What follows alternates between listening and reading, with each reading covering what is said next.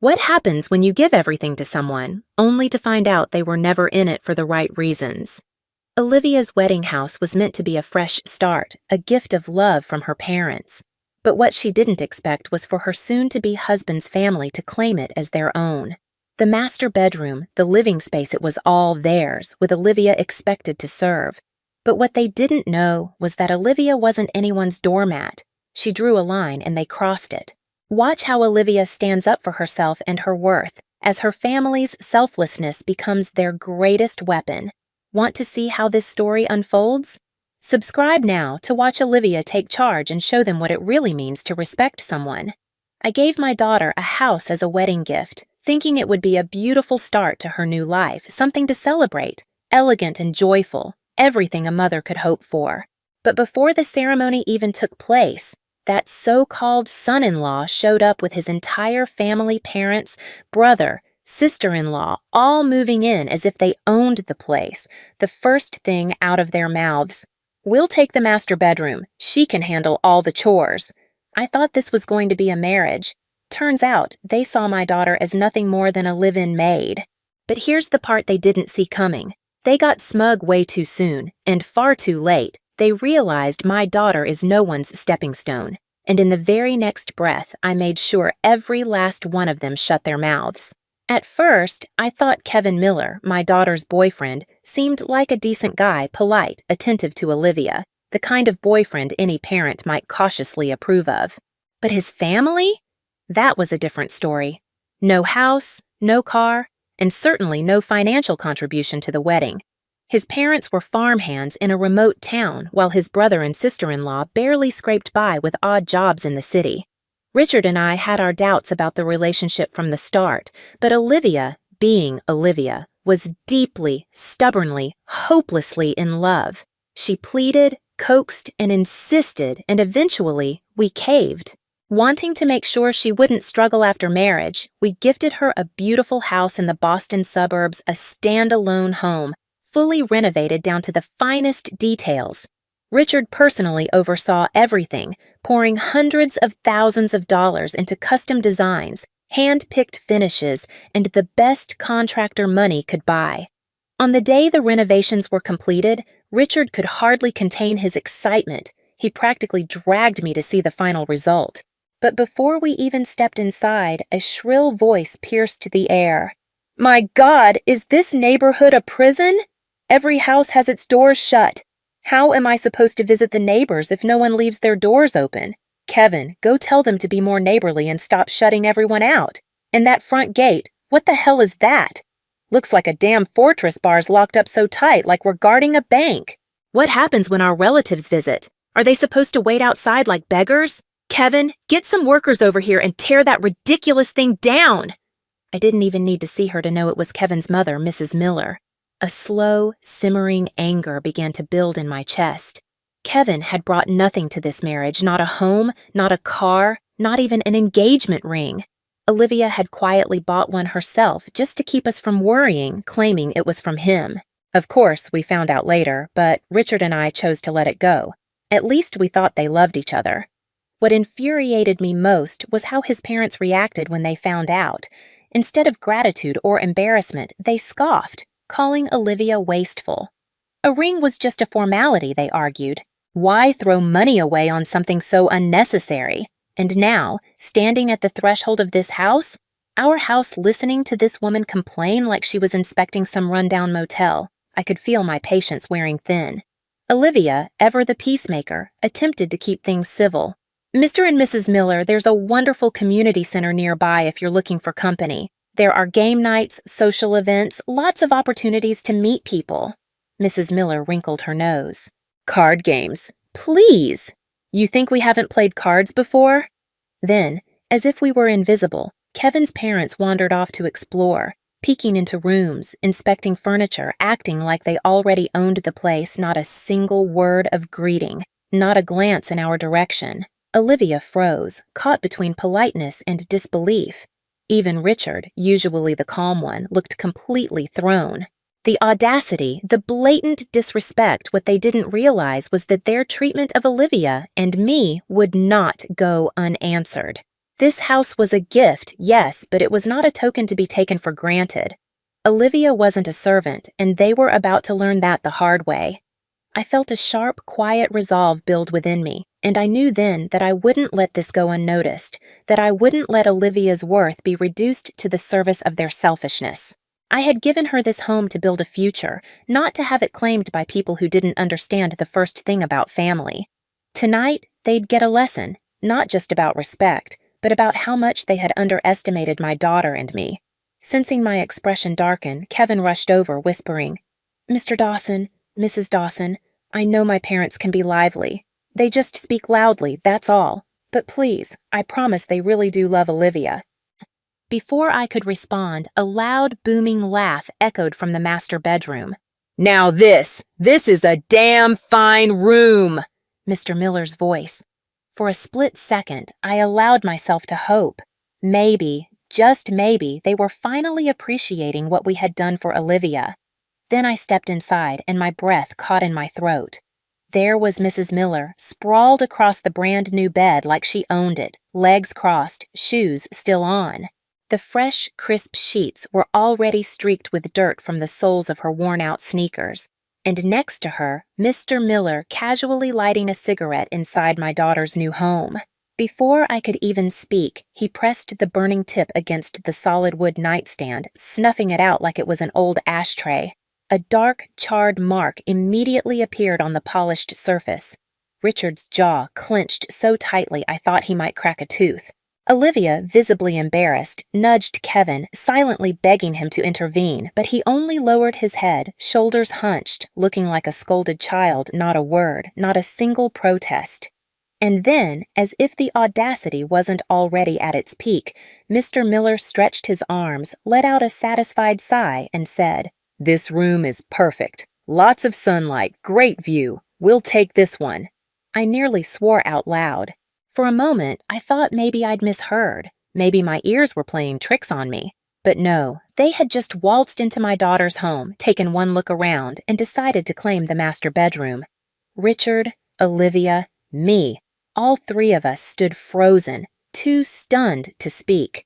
This wasn't a misunderstanding. This was an invasion. Mr. Miller strolled out of the master bedroom, barely acknowledging our presence, and wandered into one of the smaller rooms. His eyes swept across the space before he nodded in apparent satisfaction. "This one's perfect, just right for our grandson." He turned to Kevin without hesitation. "Call your brother. Tell him to cancel his lease. He and Tiffany should move in with Luca right away." Then, as if deciding the matter was already settled, he continued, "We'll put the house in Brian's name. That way, Luca will have a stable home when he starts school here. As for you and Olivia, you can come back and live here once you have kids. Until then, no rush." I felt my last shred of patience snap. I opened my mouth to speak, but before I could, Richard grabbed my wrist, giving me a small shake of his head. He wanted to see if our daughter could handle this herself. If she couldn't set boundaries now, what future could she possibly have with this family? I exhaled sharply and turned my gaze to Kevin, the boy who had always seemed well-mannered, well-spoken, respectable in our presence. He stood there with his head down, spine curled inward, not uttering a single word, a puppet without strings. Olivia, however, had reached her limit. Her voice turned cold. "This house was a gift from my parents. It's not a boarding house for your entire family. Don't you think you're crossing the line?" The room tensed. Mr. Miller's expression darkened, a puff of smoke shooting aggressively from his nostrils as his voice sharpened. "Your house?" His lip curled. "You really think this place belongs to you? This is my son's home, which means it's our home, and you have the nerve to talk back to your future father-in-law before you're even married? What? You planning to throw us out once you've got a ring on your finger?" He let his gaze sweep over the room, then scoffed. "Brian is still wasting money on rent every month. This house is huge. It's a shame to let all this space go to waste. Why shouldn't they move in?" Miss Miller chimed in instantly, her voice taking on a shrill edge. "I get it, I do. It's your wedding house, but be honest, isn't it a little ridiculous, two people living in a whole damn mansion?" She jabbed a finger toward the smaller room. "What's the big deal if Luca stays here? You don't even have kids yet. Why let a perfectly good room sit empty?" Then, as if this was all some grand act of generosity, she added, "We're not trying to take advantage of you, sweetie. We just don't want you two struggling alone. We came here to help, to support you. You should be grateful." And then, as if sensing how icy our expressions had become, she turned her focus to Olivia and smirked. "Besides, you're about to be my daughter-in-law. It's only right that you take care of us, cooking, cleaning. You're responsible for making sure we're comfortable. Don't get any ideas about slacking off just because you're the bride." My fingers curled into fists. Olivia's hands trembled at her sides, her breath coming sharp and fast. And still, Mrs. Miller wasn't done. "Honestly, looking at you, I can tell you're not much of a housekeeper. Why don't you save yourself the trouble and have your father hire a maid to take care of us instead?" Olivia's entire body stiffened. Tears welled in her eyes. But instead of falling, they burned hot, angry. And then, finally, she snapped. "If you want a house in the city, if you want to be taken care of, pay for it yourselves. Stop expecting my parents to hand you everything." A thick, uncomfortable silence crashed over the room. Mrs. Miller's face twisted in fury. "Kevin, are you hearing this? This is the woman you're about to marry, talking like we're some kind of beggars? Since when did her family's money become more important than ours? A married couple shares everything, doesn't she understand that?" Kevin's face paled. His voice rose in alarm. "Olivia, you can't say things like that. Apologize to my parents." Olivia's sharp gaze turned on him, her voice as cold as steel. "Kevin, if you actually believe that, then take your parents and get out of my house. My parents bought this for me, not you, not them." Kevin's hand shot out, grabbing her wrist. "Olivia, come on! You always throw these little tantrums, and I always let it go, but can't you show my parents just a little respect?" Olivia yanked her arm away, turning her back on him completely. Mrs. Miller let out a bitter laugh. "You should be grateful to be marrying a man like Kevin. You think you're too good for us? Look at yourself, you're selfish, spoiled, and completely lacking in respect. Frankly, I don't think you're even good enough for my son." She spun toward Kevin, eyes blazing. "Do you see now? She looks down on us, just like all these city folks do." Olivia met her glare head-on, voice steady.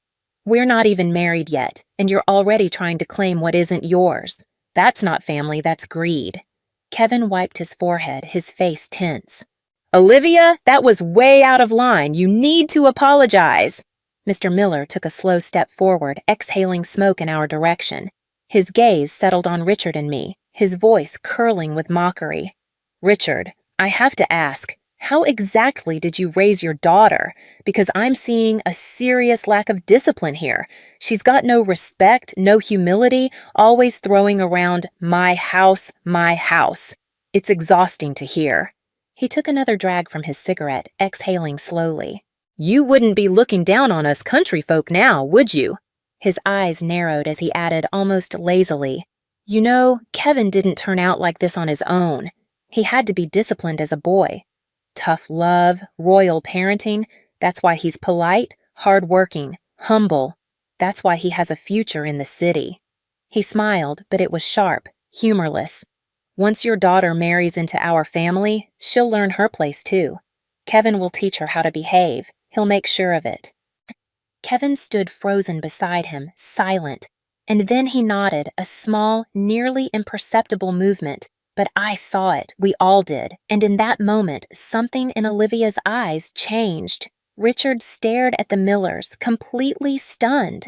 In all his years, he had never encountered a family this brazen, this shameless. I couldn't hold back anymore. The rage surged to my head, and I let it explode. "How we raise our daughter is none of your damn business. And you have the audacity to lecture us?" I stepped closer, my voice sharp and unwavering. "You couldn't contribute a dime to the wedding. You don't have a house, you don't have a car. You brought absolutely nothing to this marriage, and now you have the nerve to act like the house belongs to you?" I glared at Kevin. "Your son, what exactly does he bring to the table besides obedience? He relies on us for everything, so tell me, where does he get the right to make demands?" The Millers stood there for a moment, stunned, as if no one had ever dared challenge them before. Then, after a brief pause, Mr. Miller snapped, "Enough! You done talking? So what if we don't have money? Your daughter wasn't exactly hard to win over, was she? She practically threw herself at Kevin." His tone turned mocking, a cruel smile curling on his lips. "You think we don't know why? She's past her prime. If she were really worth anything, you wouldn't have to bribe a man to marry her with a house and gifts. Let's be honest, you knew she had no better options." Olivia's entire body stiffened, her hands curled into fists, her chest rising and falling with rapid breaths. I could feel the heat of her fury, her anger at the venomous words aimed at her. I knew what she was thinking. She had spent years trying to make Kevin feel secure, never flaunting her family's wealth, never showing off her own success. Every dinner, every movie date she paid for, pretending it was nothing, all while quietly protecting him from his own insecurities. Yet here they were, twisting her kindness into something desperate, something ugly. Olivia took a deep, shaking breath, and then, with a voice that cut through the tension in the room like a knife, she spoke, calm and steady. "Mom, Dad, I'm not marrying him." Richard and I turned toward her, surprised. Her eyes were clear, unwavering, like steel, and her voice rang with finality. "I mean it." She glanced at Kevin, then back at us. "You're right. We come from completely different worlds, and this was never going to work." I knew this wasn't a rash decision. She had seen the truth, the real truth, not the fantasy of love she had been holding on to. We had sensed it too, how things between them had been unraveling for months. But today, this moment, had been the final straw. Mrs. Miller wasn't ready to let go. She let out a sharp, cold laugh. "Oh, please, don't act like you're the victim here. Even if you call off the wedding, my son would never take you back." Olivia didn't even spare her a glance. She turned to Kevin, her voice ice cold. "Take your parents and leave. We're done." Kevin panicked, reaching for her wrist. "Olivia, come on, don't do this. Don't be so stubborn." She yanked her arm away like his touch burned her. "Don't touch me." Mr. Miller let out a derisive laugh. "Look at you, Kevin, pathetic. She's not even your wife yet, and you can't control her. If you let this slide, she'll walk all over you for the rest of your life." His voice dropped into a sneer. "Are you even a man?" And that was it. I snapped. I grabbed the glass from the table and slammed it onto the floor. The crash shattered the silence, the sharp sound echoing through the house, leaving an eerie, ringing stillness in its wake. Then Richard moved. With a roar of pure fury, he lunged forward, his fist driving into Mr. Miller's face with brutal force. The impact sent Mr. Miller staggering back, slamming into the wall before collapsing to the floor, choking on his own breath. A dark red bruise bloomed across his cheek, already swollen. Mrs. Miller shrieked in outrage. "You're crazy! That was assault!" Richard stood over him, his voice low and menacing. "Say another word, and you won't make it out of this house." Kevin stood frozen, his face ghostly pale.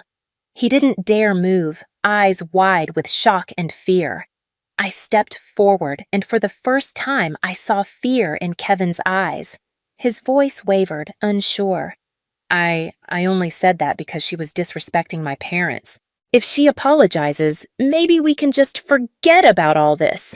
Before he could finish, Richard's palm cracked across Kevin's face, the force sending him stumbling backward onto the floor.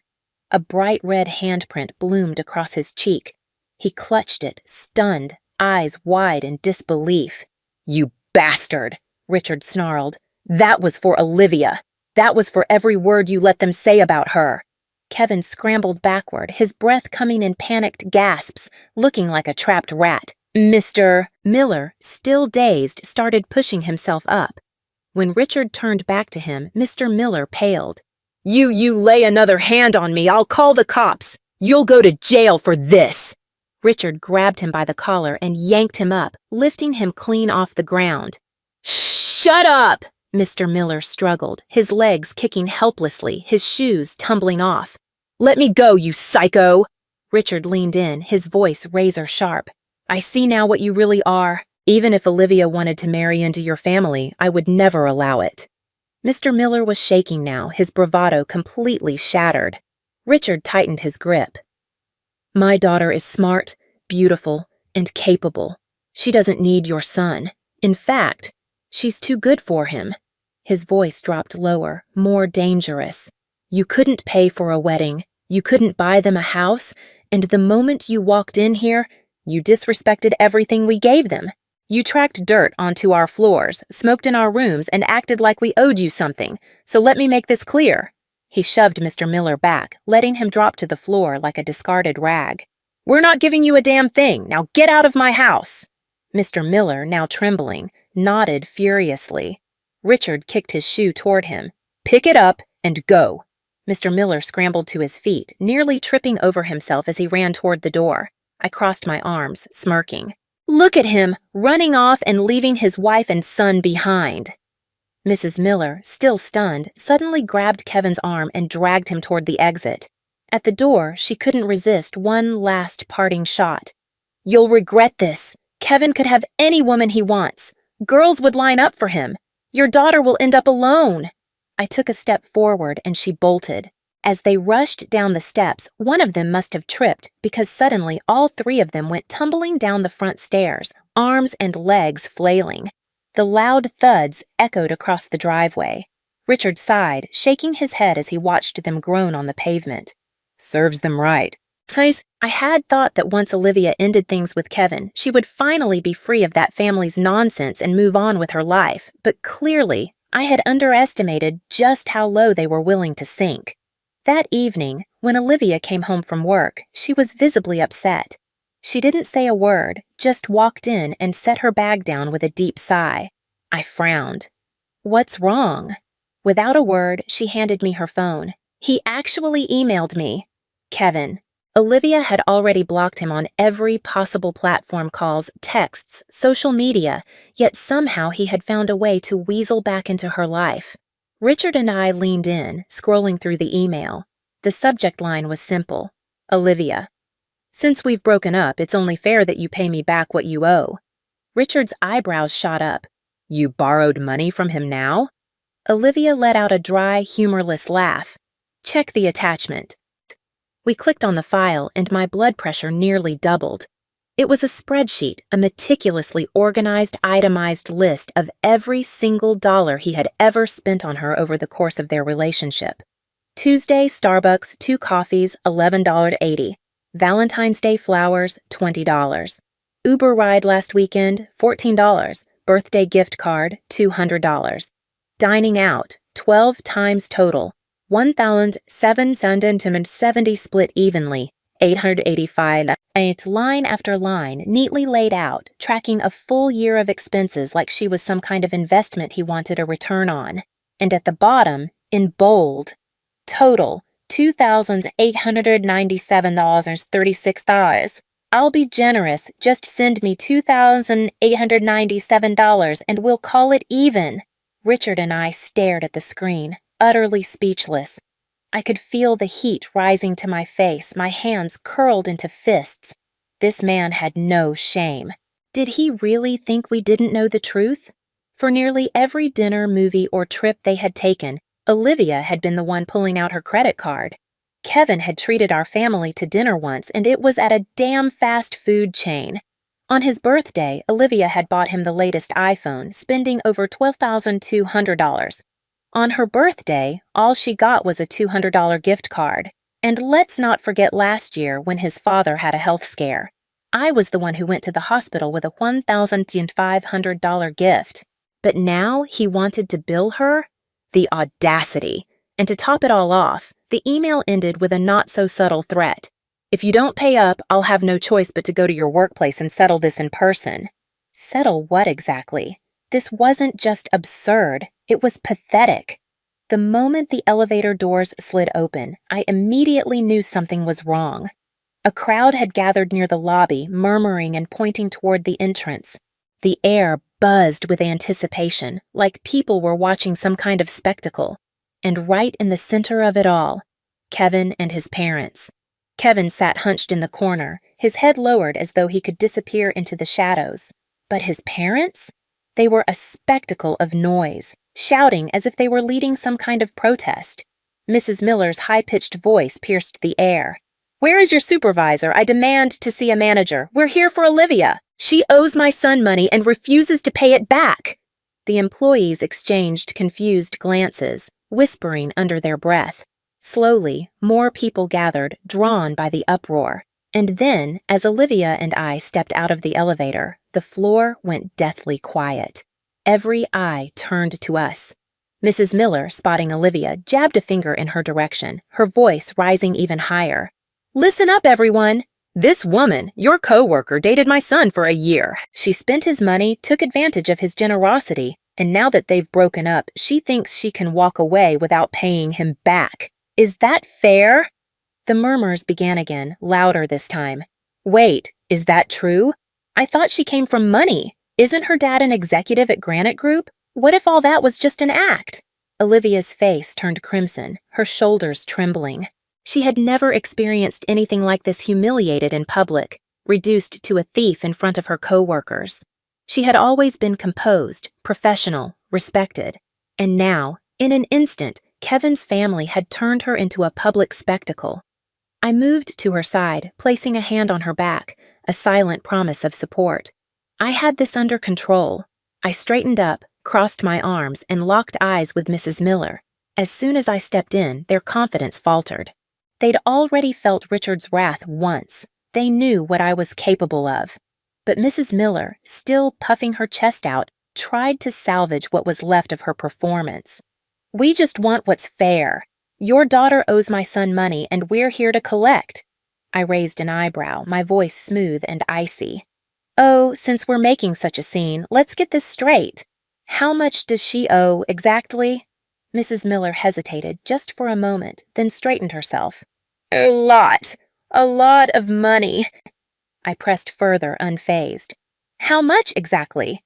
She winced, but then set her shoulders and almost yelled, 2,897.36. The room fell silent. There was a beat of complete stillness, followed by a burst of laughter. "Wait, this whole fiasco is over less than $3,000? I thought she owed him hundreds of thousands or something. And did she just say 36 cents? Who even calculates like that?" The whispers quickly turned to mockery. Mrs. Miller's face tightened, but Mr. Miller, determined to save face, stepped forward. He pulled out a giant poster board and held it up like a protest sign. "This is a full breakdown of every expense my son paid for her coffee, movie tickets, dinners. Look at the numbers!" He began reading off a list of transactions, his voice booming like he was presenting a corporate budget report. But the more he spoke, the louder the crowd's reactions became. "Dude, is he seriously itemizing every cup of coffee? Wait, Valentine's Day flowers $20? Is this a joke? Man, even my cheapest ex didn't do this. He kept a record of every coffee? That's not budgeting, that's psycho behavior." And then Kevin muttered something under his breath. I only kept track for financial planning. It wasn't about being petty." That only made things worse. The laughter exploded. I knew this was my moment. I stepped forward, holding my voice loud and clear. "All right, since they're demanding payment, let's do this properly." I pulled out my checkbook. The room hushed. With deliberate slowness, I wrote a check for $3,000, making sure everyone saw the amount. Then, with a casual flick of my wrist, I tossed it toward Kevin. The check fluttered through the air and landed at his feet. "There! Every penny you claim we paid, in full!" Gasps rippled through the crowd. Mrs. Miller lunged for the check, snatching it up. For a second, she looked victorious until I smiled. "Now, Kevin," I drawled, my voice razor-sharp. "Since we're settling debts, let's talk about what you owe Olivia." Kevin froze, his face drained of color. He knew exactly what I meant, and the moment I said it, the crowd did too. Mrs. Miller shrieked, her voice shrill with desperation. "What money? That's nonsense!" I let out a cold laugh. "Let's go over the numbers, shall we?" I met her gaze, unfazed. For Kevin's birthday, my daughter bought him a brand new phone, $12,200. When his father fell ill, I personally brought a gift worth $1,500. I have the receipts right here. I pulled out my phone and tapped on the screen. And these are just the expenses we can verify. That's already more than $2,500, not including all the other everyday costs we haven't accounted for. I turned to the crowd, raising my voice just enough to let it carry. Tell me, everyone, shouldn't he pay that money back? The response was immediate. Of course he should. That's way more than what they're demanding from her. Talk about hypocrisy. The chorus of agreement was thunderous, and the Millers flinched, their faces pale and stiff. Mrs. Miller, still clinging to whatever scraps of dignity she had left, huffed defiantly. You're making this up! Lies! Slander! And that was when Olivia finally stepped forward. Her patience had snapped. If you don't want to acknowledge the truth, fine, let's take this somewhere else. Her voice was sharp and unwavering.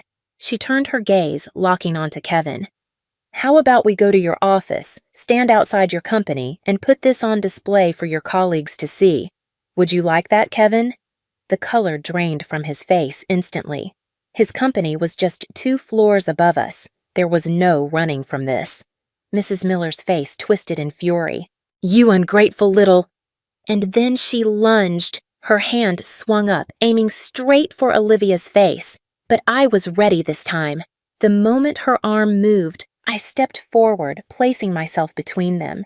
My voice was low, calm, and unwavering. You better put that hand down. A chilling silence settled over the room. Mrs. Miller's arm froze mid-air, her face locked in a stiff, stunned expression. I didn't blink. I didn't waver. I simply stared her down. And then, slowly, deliberately, I shifted my gaze to Kevin.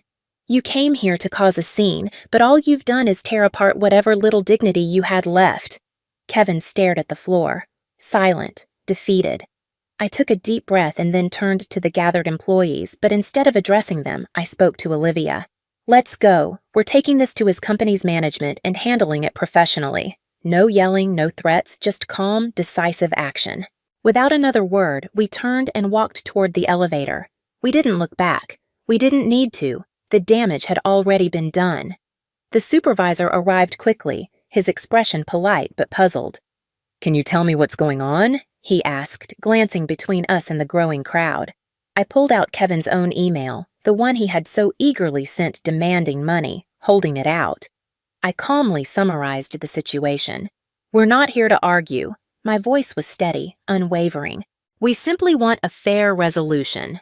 The supervisor skimmed the email, his frown deepening as I continued explaining. Then, just as I finished, one of his assistants stepped up and whispered something in his ear. His eyes flickered toward me, a shift in his demeanor almost instantaneous. Excuse me, are you Mrs. Dawson from Granite & Co.? I nodded, offering a composed smile. That's me. Immediately, his posture straightened, his tone became formally polite, even apologetic. I sincerely regret that this situation has escalated to such a level. Our company takes professionalism and ethical behavior very seriously. I'll be speaking to Kevin privately to address this. Then he turned to Kevin and his tone hardened. Kevin, I am truly disappointed. Keeping detailed accounts of personal expenses, demanding repayment after a breakup, and causing a public disturbance outside another company's office, this is completely inappropriate. Kevin's face went ghost white. He opened his mouth, scrambling for an excuse. I didn't think it would turn into this. The supervisor cut him off. You have not only embarrassed yourself, but you've also damaged this company's image. This will be reported to HR. Kevin visibly shrank, his head dipping lower and lower, his hands twisting together as he nodded weakly. His arrogance, his entitlement, completely gone. I nodded, offering the supervisor a polite thank you. It was done. I turned to Olivia, ready to leave, but just as we took a step, a sharp, grating voice sliced through the air. Wait! This isn't over! I paused, then slowly turned back, fixing her with a calm, unreadable stare. I didn't need to say anything because at that moment, everyone knew exactly who had already won. A few weeks passed and life finally seemed to return to normal. Olivia settled back into her routine work, coffee dates with friends, weekend yoga sessions. She looked better, lighter, no longer carrying the weight of past stress on her shoulders. Richard and I had an unspoken agreement not to bring up Kevin or anything that had happened. We didn't want to risk reopening wounds that were still healing. She was doing well, at least in front of us.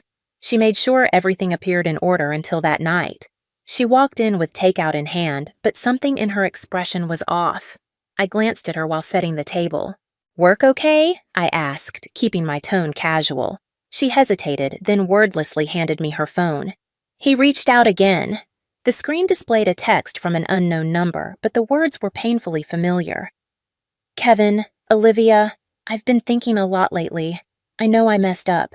I shouldn't have listened to my parents, and I should never have taken my frustration out on you. I have nothing now, but I want to start over. Will you give me another chance?" I exhaled slowly and looked up at her. "This is the third one?" Her voice was quiet. I haven't responded. I nodded. "Good. Silence is the clearest answer." She sighed. I don't understand. Is he actually sorry, or does he just hate losing?" "Probably both," I said, my voice even. "But that's not your problem anymore. His growth isn't your responsibility." She stared out the window, saying nothing. I knew her heart wasn't wavering.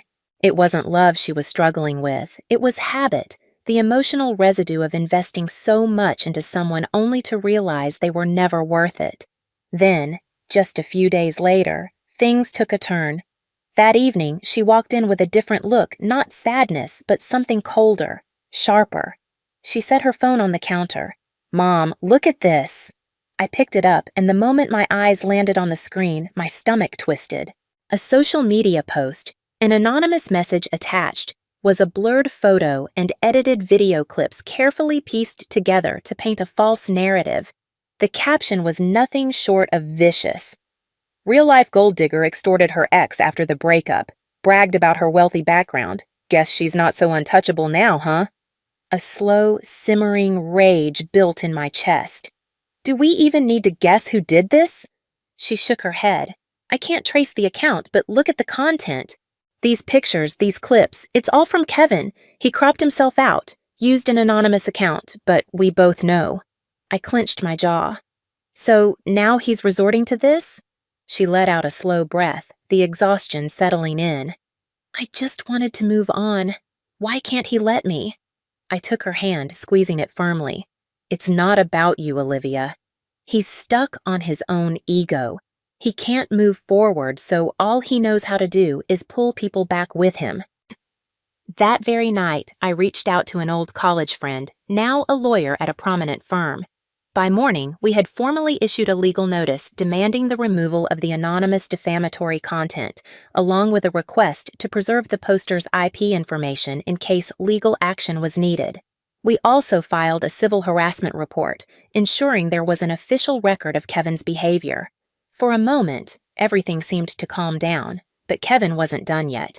A week later, Olivia received a package in the mail. Inside was a handwritten letter from him. His words were drenched in regret, self-blame, and nostalgia. He reminisced about their first date, her smile, the nights she spent caring for his ailing father, every sentence carefully crafted to pull at her heartstrings. But then, the last few sentences betrayed the truth. "I can't accept you walking away completely. You know I have nothing left. You were my only light. If you don't come back, I don't know what I might do." This wasn't an apology. This was emotional blackmail. My jaw tightened as I read the final lines.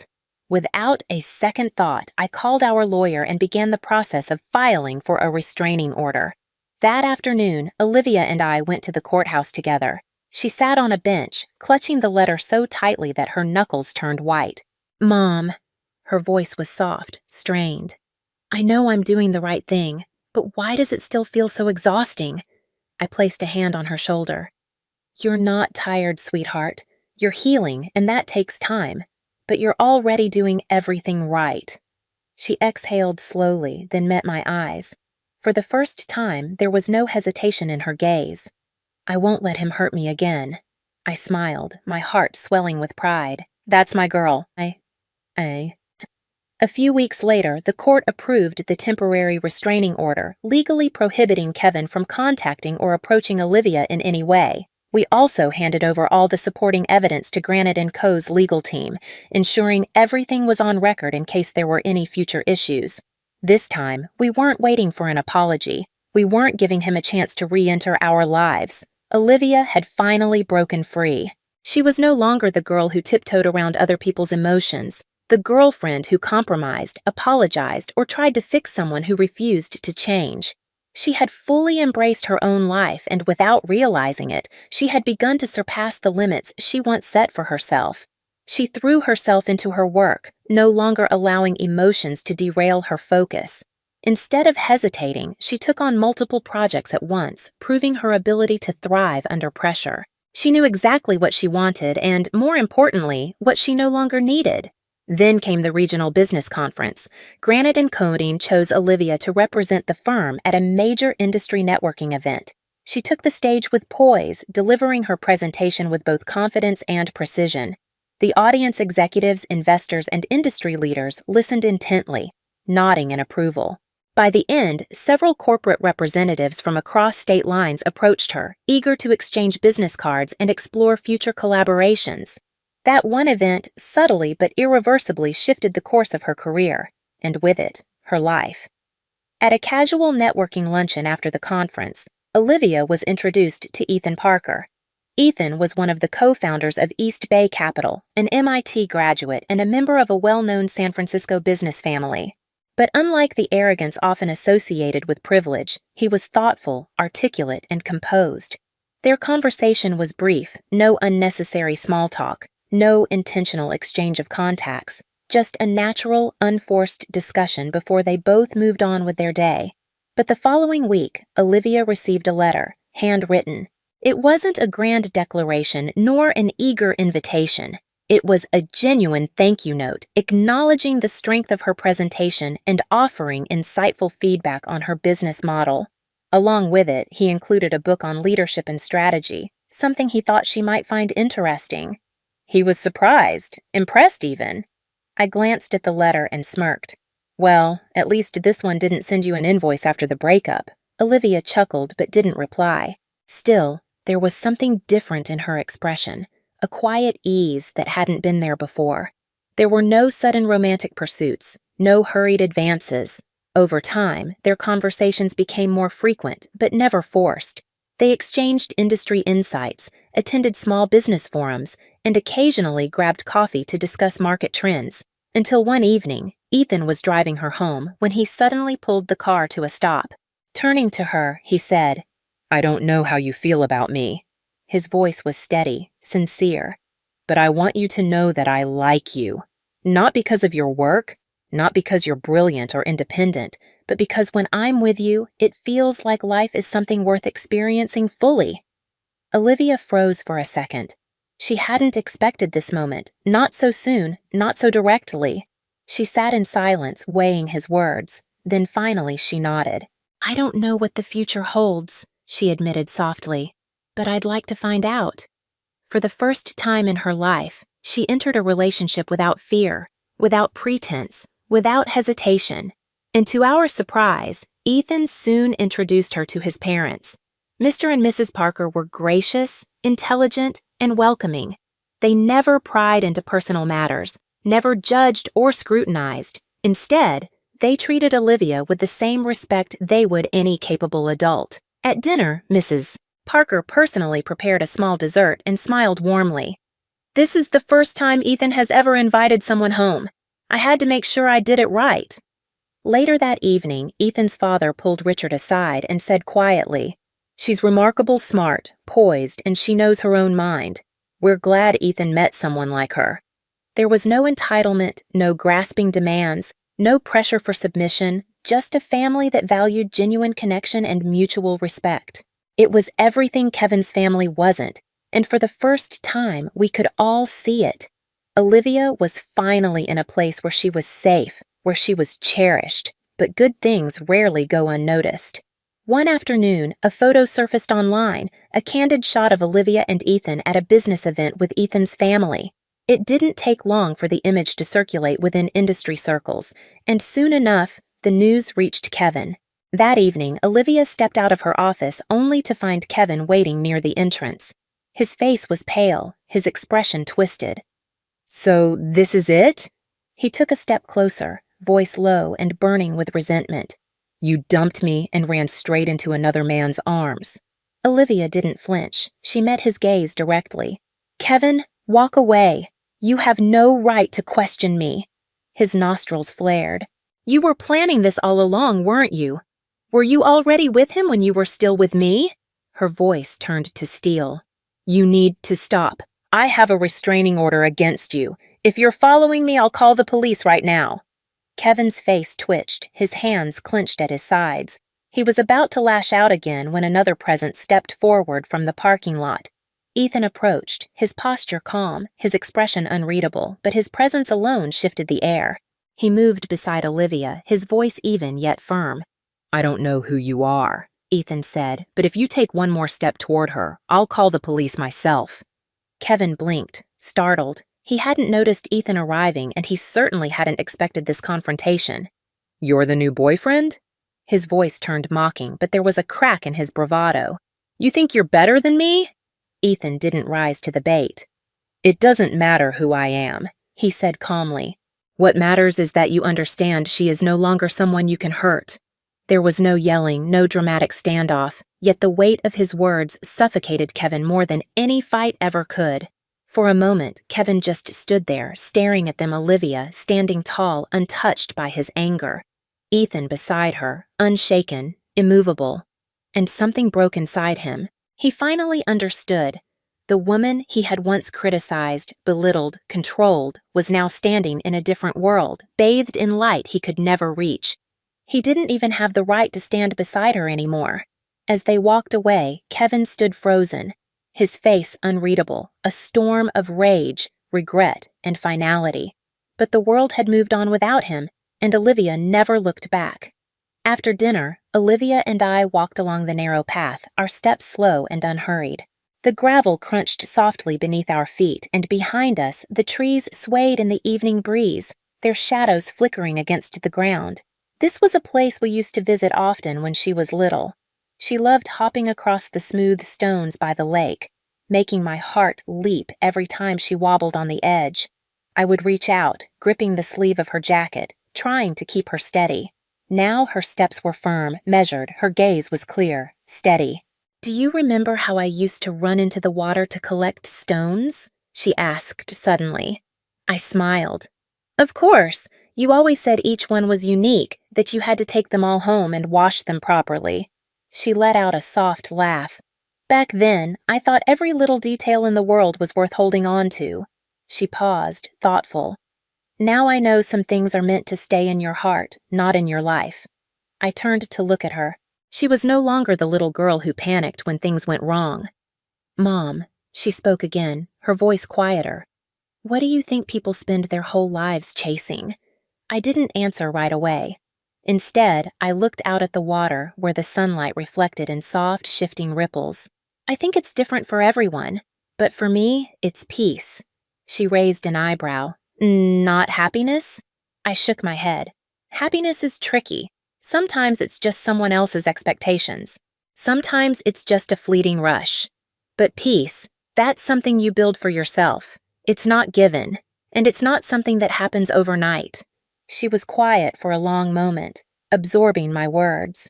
Then, in a voice as soft as the evening air, she said, I used to think I had to be loved by someone else to feel like my life had meaning. But no, I think learning to love myself is the most important thing. That's enough. I nodded. That's more than enough. She smiled at me. You've always known this, haven't you? I didn't answer. I just held her gaze, and in that moment, I knew she didn't need me to shield her anymore. She had learned how to stand in the wind, to listen to the water, to hear the voices of the world, and decide for herself which ones mattered. We kept walking side by side along the lake's edge. In the distance, a few ducks drifted lazily across the water, their movements sending gentle ripples outward one after another. And suddenly it struck me. This path we had walked countless times before. The difference was back then, she had always looked to me to find her way. Now she could walk it on her own, but every now and then she still chose to reach for her mother's hand, and that was enough. I'm Olivia, and once I truly believed that love could overcome everything. When I first met Kevin, he was quiet, reserved. He carried himself with a sense of seriousness that made him seem more mature than the guys around him. I mistook that restraint for depth. I once mistook his tightness with money for a practical, grounded approach to life. Even when friends gently warned me that he was stingy, I dismissed it as unfair judgment. The first time he took me out to dinner, it was at a fast food chain. He ordered the cheapest thing on the menu, then told me, "Don't order too much, it's wasteful." Seeing, I smiled, told him it was fine, and convinced myself this was simply a man who valued practicality. He never gave gifts on Valentine's Day. Instead, he Venmo'd me $5.20, joking, "It's the thought that counts." And God, I was touched. I thought it was charming minimalist, even a mature kind of romance. It took me far too long to realize that his so-called practicality was really just greed, disguised in a way that seemed almost virtuous. I never kept score with gifts. For his birthday, I bought him a brand new iPhone. When mine came around, he handed me a $200 gift card telling me to get yourself something nice. Then, with a straight face, he added, "Couples shouldn't measure love with money." And like a fool, I nodded along. He didn't have a car, so I drove. He didn't have a place, so I told myself it didn't matter. He said he couldn't afford a ring yet, so I secretly picked one out myself, had my best friend buy it, planning to surprise him on our wedding day. Now, looking back, I can't believe how blind I was. And that was just the beginning. The first time I visited his home, his mother barely looked up from whatever she was doing and coldly asked, "Do you cook?" Before I could respond, she added, "City girls don't belong in kitchens, but let me make it clear, that won't work in our family." "Eat," I laughed, thinking it was some kind of joke, and said, "I can cook, and I'd love to learn more." She didn't smile. She just hummed as if confirming something to herself. I thought that if I was kind enough, sincere enough, she'd eventually accept me. Little did I know, that was just the start of her endless tests and criticisms. She mocked my clothes, saying I dressed too flashy. She mocked my career, telling me a woman who was too ambitious was impossible to control. She mocked my personality, saying I wasn't soft enough to be a good wife. And Kevin? He never defended me. All he ever said was, "That's just how she is. Don't take it personally." At the time, I thought he was keeping the peace. Now I realize he was just a coward. His father was even more blunt. "You won't have time for a job once you start having kids. No need to waste energy thinking about a career." They believed I shouldn't have personal ambitions, shouldn't have my own space, shouldn't even have my own opinions. And God help me, I told myself to endure it. I thought things would change once we were married, but the moment that snapped me awake was the house. Kevin told me he couldn't afford one, so I offered to let my parents gift us a house as part of my dowry. He didn't hesitate. He smiled, ran off to tell his parents, and that's when they showed their true colors. His mother immediately declared, "We'll take the master bedroom. The second bedroom is for Luca, our grandson, and Brian and his family will move in too." I tried to stay calm, to talk it through rationally. She laughed in my face. "Your mother bought you a big house. That's lucky for you, but that doesn't mean you get a say in it." Kevin stood there, silent. Later, when I confronted him, he pulled me aside and whispered, "She's just talking. Don't take it so seriously." And that was when I saw it clearly for the first time. I was never their daughter-in-law. I was a resource, a house, a wallet, a convenient outsider who could provide but never be respected. And the most absurd part? After we broke up, Kevin spread rumors about me at work, calling me cold, entitled, and materialistic. Then he had the audacity to send me an invoice, listing every coffee, every meal, every ride he'd ever paid for, demanding I repay him $3,000. I laughed. I really laughed. The same girl who bought her own engagement ring was now being branded a gold digger? So, I transferred the full amount to him not because I owed him, but because I wanted to close that chapter forever. And after that, his life unraveled. He was fired from his job. His family's reputation took a hit. Every resume he sent out was met with silence. People said he looked drained, miserable, lost. I wouldn't know. By then, I had stopped caring.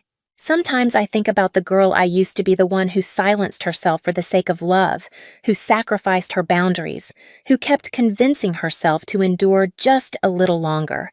Yes, it hurts to remember her, but more than anything, I feel free. Because now I understand. A real relationship isn't about one person constantly making up for the other's shortcomings. I was never his savior. I was never his family's financial plan. I walked away. I lived better. And him? He was devoured by his own greed, his own selfishness. This is my quietest, most dignified revenge. Not screaming, not plotting, not even hating, just living a life he can never touch. This time, I bow to no one. This time, I walk forward only for myself. What happens when you give everything, thinking it's a gift, only to watch it be taken for granted and abused? How do you respond when a family turns your generosity into entitlement? Olivia's marriage to Kevin, at least at the start, seemed like a dream, but it quickly spiraled into a nightmare of disrespect, entitlement, and manipulation. From the very first moment Kevin's family moved into the house her parents had gifted her, they acted as if they owned it, and Olivia too. Kevin, her supposed partner, said nothing, leaving her to face the humiliation alone. But what they didn't count on was Olivia's strength. Her mother's gift wasn't just a house. It was a foundation. And this time, Olivia wasn't just going to let them take it from her. She stood up for herself, refused to let Kevin and his family walk all over her, and when the truth came out about Kevin's deceit, his manipulation, and the lies he told about her, Olivia finally saw him for who he truly was. The man she thought loved her had been using her all along, and in that moment, Olivia realized the only thing she needed to fix was herself. She broke free, not with rage, but with resolve. She stopped apologizing for her success, stopped tolerating disrespect, and took control of her life. And Kevin? His world crumbled under the weight of his own selfishness and insecurity. He couldn't handle someone who finally knew her worth. So, what about you? Have you ever been in a relationship where you felt like you were giving everything only to realize it was never enough? How did you find your way out? Let's talk about it in the comments. And if you enjoyed this story, don't forget to like, subscribe, and stay tuned for more powerful moments like this.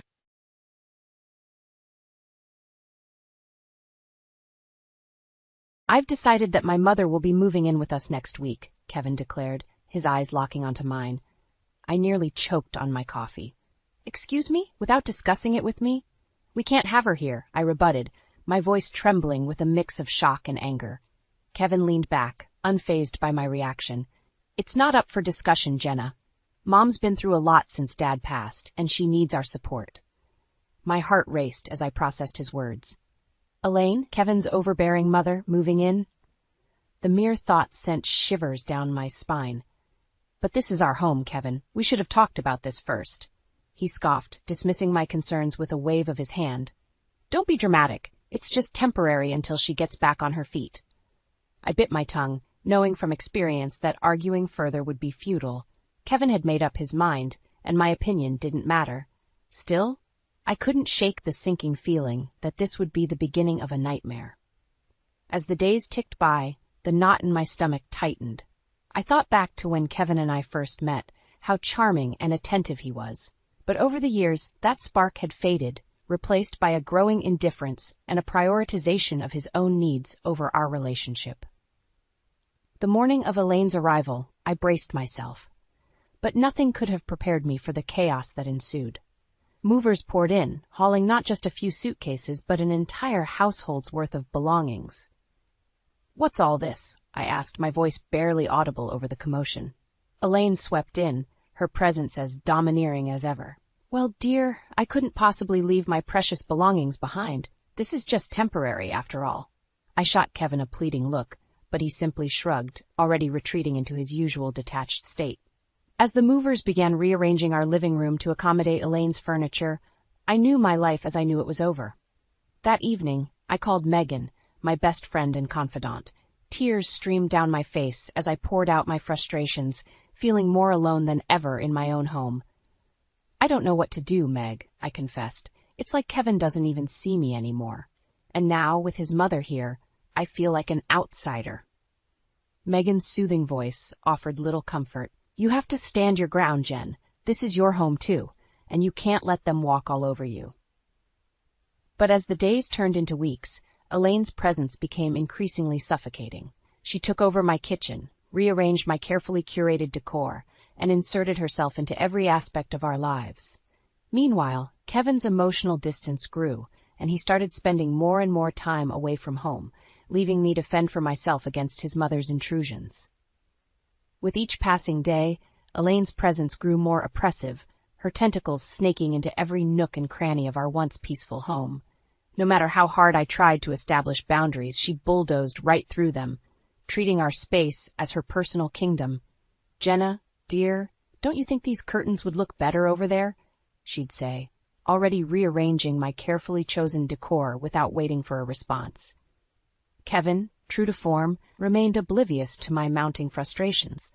Whenever I tried to broach the subject, he'd brush me off with a dismissive, "Mom's just settling in," or "She means well." Meanwhile, his absences from home became more frequent and prolonged.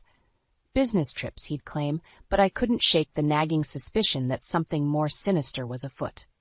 One evening, as I pored over our bank statements, a disturbing pattern emerged. Large sums of money, thousands upon thousands, had been steadily disappearing from our joint accounts. My heart raced as I cross-referenced the dates with Kevin's supposed business trips. Desperate for answers, I reached out to an old acquaintance, Greg Wilson, a private investigator with a reputation for discretion. If Kevin was up to no good, Greg would uncover the truth. "I need you to tail my husband," I whispered into the phone, my voice trembling with a mix of fear and determination. "I think he's hiding something from me." Greg agreed without hesitation, and the following weeks were a whirlwind of clandestine meetings and hushed conversations as he fed me crumbs of information. "Your husband's been frequenting some unsavory establishments," he reported one afternoon, sliding a manila envelope across the table. Inside were grainy photographs of Kevin entering a seedy-looking casino, his face obscured but his gait unmistakable. My world shattered in that moment, the realization hitting me like a ton of bricks. Kevin, the man I had once loved and trusted, was gambling away our savings, our future, all while letting his mother infiltrate and undermine our home. Confronting him was an exercise in futility. "You're overreacting, as usual," he sneered, his eyes cold and devoid of remorse. "If you can't accept the way things are, then maybe you should leave."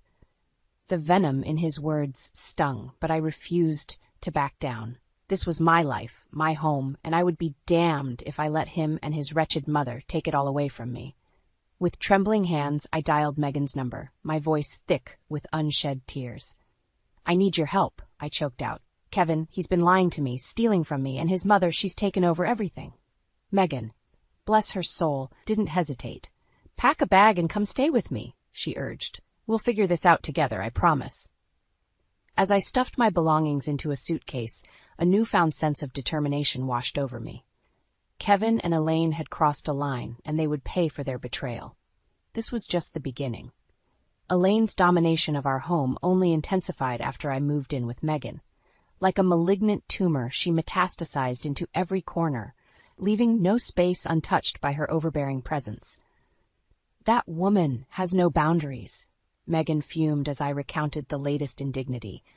Elaine had redecorated our bedroom without permission, tossing out cherished mementos in favor of her gaudy knickknacks.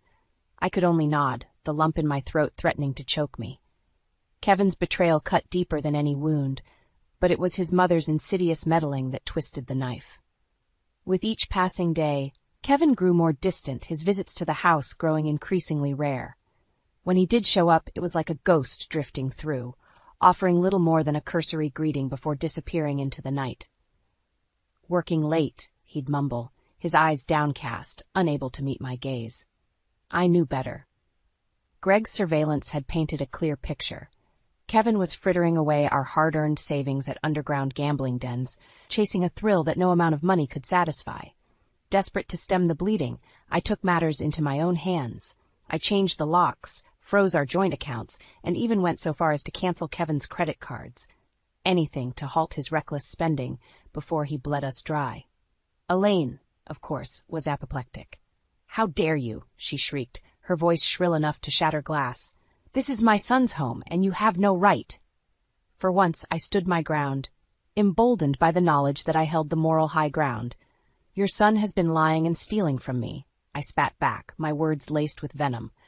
If he wants back in, he'll have to earn it. Kevin's response was predictable, a flurry of anger and denial, punctuated by the occasional guilt trip. You're overreacting as always, he sneered. If you loved me, you'd trust me. But I was done being manipulated. With Megan's unwavering support, I dug in my heels, determined to uncover the full extent of his misdeeds. It was a war of attrition, with Elaine and Kevin launching salvo after salvo of emotional and psychological attacks. But I was no longer the meek, deferential wife they thought they knew. This was my life, my home, and I would fight tooth and nail to protect it. Each night, as I lay awake in Megan's spare room, my mind raced with possibilities. How far had Kevin's deception gone? What other secrets lurked beneath the surface? And, perhaps most pressing of all, how could I make them pay for their betrayal? Revenge, once a fleeting thought, had now taken root, a burning ember that I stoked with each fresh indignity. Kevin and Elaine had awoken a fury within me, and by God, they would reap the whirlwind. As the weeks dragged on, my suspicions about Kevin's financial misdeeds only deepened. Despite my efforts to cut off his access to funds, he always seemed to have a steady stream of cash flowing in, money that couldn't be explained by his legitimate income alone. It was Megan who first pointed out the discrepancies. "Look at this," she said, her brow furrowed as she pored over the bank statements I'd managed to obtain. "These deposits don't add up. There's no way he could be earning this much from his job alone." My heart sank as the realization hit me. Kevin was up to something far more nefarious than mere gambling. He was embezzling, siphoning off money from who knows where to fund his vices and Elaine's extravagant lifestyle. With Megan's help, I dug deeper, combing through financial records and piecing together a paper trail that painted an increasingly damning picture. Kevin had been skimming funds from his company's accounts, using his position as a trusted manager to cover his tracks. The evidence was mounting, but I needed more. I needed irrefutable proof, something that would hold up in court and ensure that Kevin and his wretched mother couldn't weasel their way out of facing the consequences. That's when I turned to Greg again. "I need you to follow the money trail," I instructed, my voice steely with determination. "Whatever it takes, we need to know where these funds are coming from and where they're going." Greg didn't disappoint. Through a combination of surveillance and good old-fashioned gumshoe work, he uncovered a web of deceit so intricate, so meticulously constructed, that it left me reeling. Kevin, it seemed, had been running a complex embezzlement scheme for years, funneling money into offshore accounts and using shell corporations to launder the ill-gotten gains. And at the center of it all was Elaine, the puppet master pulling the strings, using her son's greed and her own manipulative ways to bankroll their lavish lifestyle. As the pieces fell into place, a white-hot fury burned within me. These people, the ones who were supposed to be my family, had betrayed me in the most despicable way imaginable. They had stolen from me, lied to me, and tried to strip me of my dignity and self-worth. But not anymore. Clutching the thick dossier of evidence that Greg had compiled, I steeled myself for the confrontation I knew was coming. Kevin and Elaine thought they had me backed into a corner, but they were about to learn just how wrong they were. When they arrived at Megan's apartment, their usual arrogance was on full display. Elaine swept in first, her nose turned up in disdain, while Kevin trailed behind, his hands shoved deep in his pockets. Well, look who finally decided to grace us with her presence," Elaine sneered, her eyes narrowing as she took in my defiant stance. Kevin, ever the smooth talker, tried a different tack. "Jenna, please, let's be reasonable here. This has all been a big misunderstanding." I said nothing, simply tossing the dossier onto the coffee table with a loud thud. "Reasonable? You want to talk about being reasonable?" I spat, my voice dripping with contempt. "How about you explain these?" As they leafed through the damning evidence, their smug expressions melted away, replaced by a mixture of fear and outrage. For once, they were the ones left speechless, their carefully constructed lies unraveling before their very eyes. The satisfaction I felt in that moment was overwhelming. Finally, after months of torment and gaslighting, the tables had turned. Kevin and Elaine were the ones backed into a corner, their misdeeds laid bare for all to see, and I was just getting started. The look of stunned disbelief on Kevin and Elaine's faces was almost comical if the situation hadn't been so deadly serious. As they flipped through the damning evidence, their mouths agape, I could practically see the gears turning in their twisted minds, desperately searching for a way to wriggle out of this mess they'd created. But there would be no escape. Not this time. I had them dead to rights, their web of lies and deceit exposed for all to see. "How did you get this?" Kevin stammered, his usual smooth demeanor cracking under the weight of the truth. I fixed him with a steely gaze, reveling in his discomfort. "Does it matter? The real question is, what are you going to do about it?" Elaine, ever the master manipulator, tried a different tack.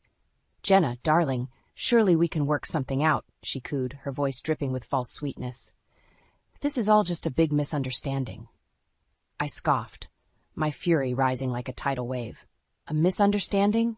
You really expect me to believe that?" I spat, gesturing to the damning evidence laid out before us. "You've been bleeding me dry for years, living off my hard-earned money while treating me like a doormat in my own home." Kevin's eyes narrowed, his mask of charm melting away to reveal the true monster beneath. "Watch your tone," he snarled, his voice low and menacing. "You're the one who's been making things difficult, constantly questioning my decisions and undermining my authority." The sheer audacity of his words left me momentarily speechless. Undermining his authority? As if he had any right to wield authority over me, after the way he'd betrayed me time and time again. Megan, bless her soul, stepped in before I could unleash the full force of my fury. "I think it's time for you two to leave," she said firmly, her gaze fixed on Kevin and Elaine with barely contained contempt. Elaine opened her mouth to protest, but I cut her off with a sharp gesture. "No, let them stay," I said, my voice laced with a cold, calculated anger. "I want them to hear this." Taking a deep breath, I laid it all out, every sordid detail, every lie, every act of theft and betrayal. I spared no punches, letting the full weight of their misdeeds crash down upon them like a tidal wave. As I spoke, I could see the smug arrogance slipping from their faces, replaced by a dawning realization that this time they had gone too far. This time, there would be consequences. "So here's what's going to happen," I said, my voice steely and unwavering. "You're going to pack up your things and get out of my house. Every last penny you've stolen will be repaid, with interest. And if you so much as breathe a word of protest, I'll make sure the authorities get a nice, neat package detailing every illegal thing you've done." Silence hung heavy in the air, the weight of my ultimatum sinking in. For a brief moment, I thought Kevin might try to bluster his way out, to hurl threats and insults in a desperate bid to regain control. But then, in a move that surprised us all, Elaine deflated, the fight draining from her eyes. "Fine," she muttered, her voice barely above a whisper. "We'll go." Kevin, ever the dutiful son, followed her lead, his shoulders slumped in defeat. As they gathered their belongings and shuffled out the door, I felt a surge of triumph unlike anything I'd ever experienced. I had won. Against all odds, I had faced down the very people who had tried to destroy me, and I had emerged victorious. The road ahead would be long and arduous, but for the first time in what felt like an eternity, I could see a glimmer of hope on the horizon. Kevin and Elaine would face the full consequences of their actions. Of that, I was certain. And as for me, well, I was just getting started. With Kevin and Elaine gone, a weight lifted from my shoulders. For the first time in months, I could breathe freely, unburdened by their toxic presence, but my work was far from over. I needed to ensure they faced the full consequences of their actions. Megan, ever the loyal friend, was by my side every step of the way. "We need to gather allies," she said, her brow furrowed in determination. "People who can corroborate your story, who can testify to Kevin's misdeeds." It was a tall order, but Megan was right. If we were going to take down Kevin and Elaine, we needed strength in numbers. And so we began reaching out to anyone who might have witnessed their duplicity firsthand. To my surprise, the responses poured in, a steady stream of people eager to share their own stories of mistreatment at the hands of my former in-laws. Kevin's coworkers, friends, even distant relatives, all had tales to tell of his arrogance, his greed, and his utter disregard for anyone but himself and his precious mother. As the accounts mounted, a picture began to emerge, one of a man so consumed by his own ambition and entitlement that he would stop at nothing to get what he wanted, trampling over anyone who dared stand in his way. With each new revelation, my resolve hardened. These people, these victims, deserved justice as much as I did, and I would be the one to deliver it, no matter the cost. The plan was simple, yet audacious. We would gather our allies, our evidence, and our collective fury and unleash it all in one fell swoop. A public spectacle, a reckoning of sorts, where Kevin and Elaine would be forced to confront the full weight of their misdeeds. The opportunity presented itself in the form of a company gala, a lavish affair that Kevin had once reveled in, strutting about like a peacock in his designer suits and basking in the admiration of his peers. This time, however, the tables would be turned. As the guests arrived, dressed to the nines and sipping champagne, a palpable buzz of anticipation hung in the air. They knew something was afoot, but few could have predicted the bombshell that was about to drop. When the moment was right, I took the stage, my heart pounding in my chest. With Megan and our assembled allies flanking me, I laid it all bare. The lies, the deceit, the embezzlement, and the emotional torment that Kevin and Elaine had inflicted upon us all. The reaction was instant and visceral. Gasps of shock and horror rippled through the crowd, punctuated by the occasional cry of outrage. As I spoke, presenting the meticulously collected evidence, I could see the realization dawning on their faces. The man they had once admired, the man they had trusted, was nothing more than a fraud, a snake in the grass. And then, like a coup de grace, I unveiled the final piece of the puzzle. Video footage, obtained through Megan's resourcefulness, of Kevin and Elaine brazenly spending their ill-gotten gains on lavish vacations and extravagant purchases, all while pretending to be pillars of the community. The silence that followed was deafening, a collective intake of breath as the full scope of their betrayal sank in. And in that moment, I knew we had won.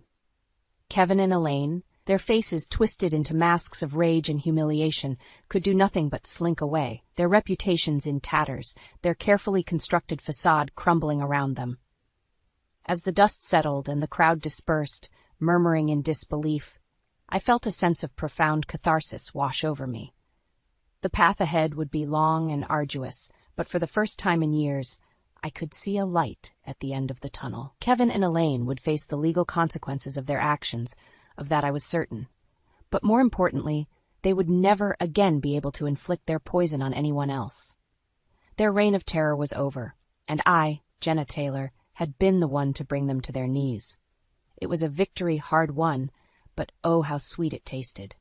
The fallout from the disastrous gala was swift and merciless. Within days, Kevin had been unceremoniously fired from his cushy corporate job, his reputation in tatters. Elaine, too, found herself cast out from the social circles she had once lorded over, her name now synonymous with greed and deceit. As for me, I watched their downfall with a mixture of satisfaction and grim determination. This was just the beginning, the first step in holding them accountable for the pain and suffering they had inflicted upon me and so many others. With the evidence we had painstakingly gathered, it was only a matter of time before the legal system caught up to them. My lawyer, a bulldog of a woman named Samantha, wasted no time in filing charges for embezzlement, fraud, and a host of other white-collar crimes. They'll try to wriggle their way out of this, Samantha warned me, her steely gaze fixed on the mountain of documentation before us. People like them always do. They'll plead ignorance, shift blame, anything to avoid taking responsibility. I nodded grimly, my jaw set. Then we'll be ready. We'll make sure they can't escape the consequences of their actions, not this time.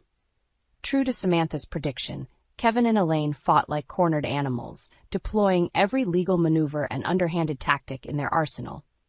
But we were prepared, our case airtight and our resolve unshakable. As the legal proceedings dragged on, I took a perverse pleasure in watching their once lavish lifestyle crumble around them. The fancy cars, the designer clothes, the ostentatious jewelry, all of it was slowly stripped away, piece by piece, as their assets were seized and their ill-gotten gains clawed back. Elaine, in particular, seemed to take the loss of her material trappings the hardest. I'll never forget the look of abject horror on her face as the movers carted away her precious antiques and curios. the very things she had prioritized over basic human decency. "You'll pay for this, you ungrateful wretch," she screeched at me, her eyes wild and her perfectly coiffed hair askew. "You've ruined us, destroyed everything we built." I met her vitriol with a steely calm unbowed by her theatrics. "You did this to yourselves," I replied, my voice level. All I did was expose the truth. Kevin, ever the more composed of the two, tried a different tack. In the rare moments when we found ourselves face to face, he would adopt a sickly sweet tone, his words dripping with false sincerity. "Jenna, please, let's put all this nastiness behind us," he would implore, his eyes pleading. "We're family, after all. Surely we can work something out for old time's sake." But I was no longer the naive, easily manipulated woman he had once known. The scales had fallen from my eyes, and I saw him for what he truly was, a snake, a parasite who had fed off my kindness and trust for far too long.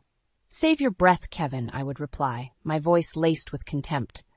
"The only thing we have to work out is how much time you'll be serving." And serve time he did, along with his precious mother. As the legal proceedings reached their climax, the weight of the evidence proved too overwhelming to ignore. Kevin was slapped with a lengthy prison sentence for his financial crimes, while Elaine received a hefty fine and probation for her role in the scheme. As they were led away in handcuffs, I couldn't help but feel a sense of vindication.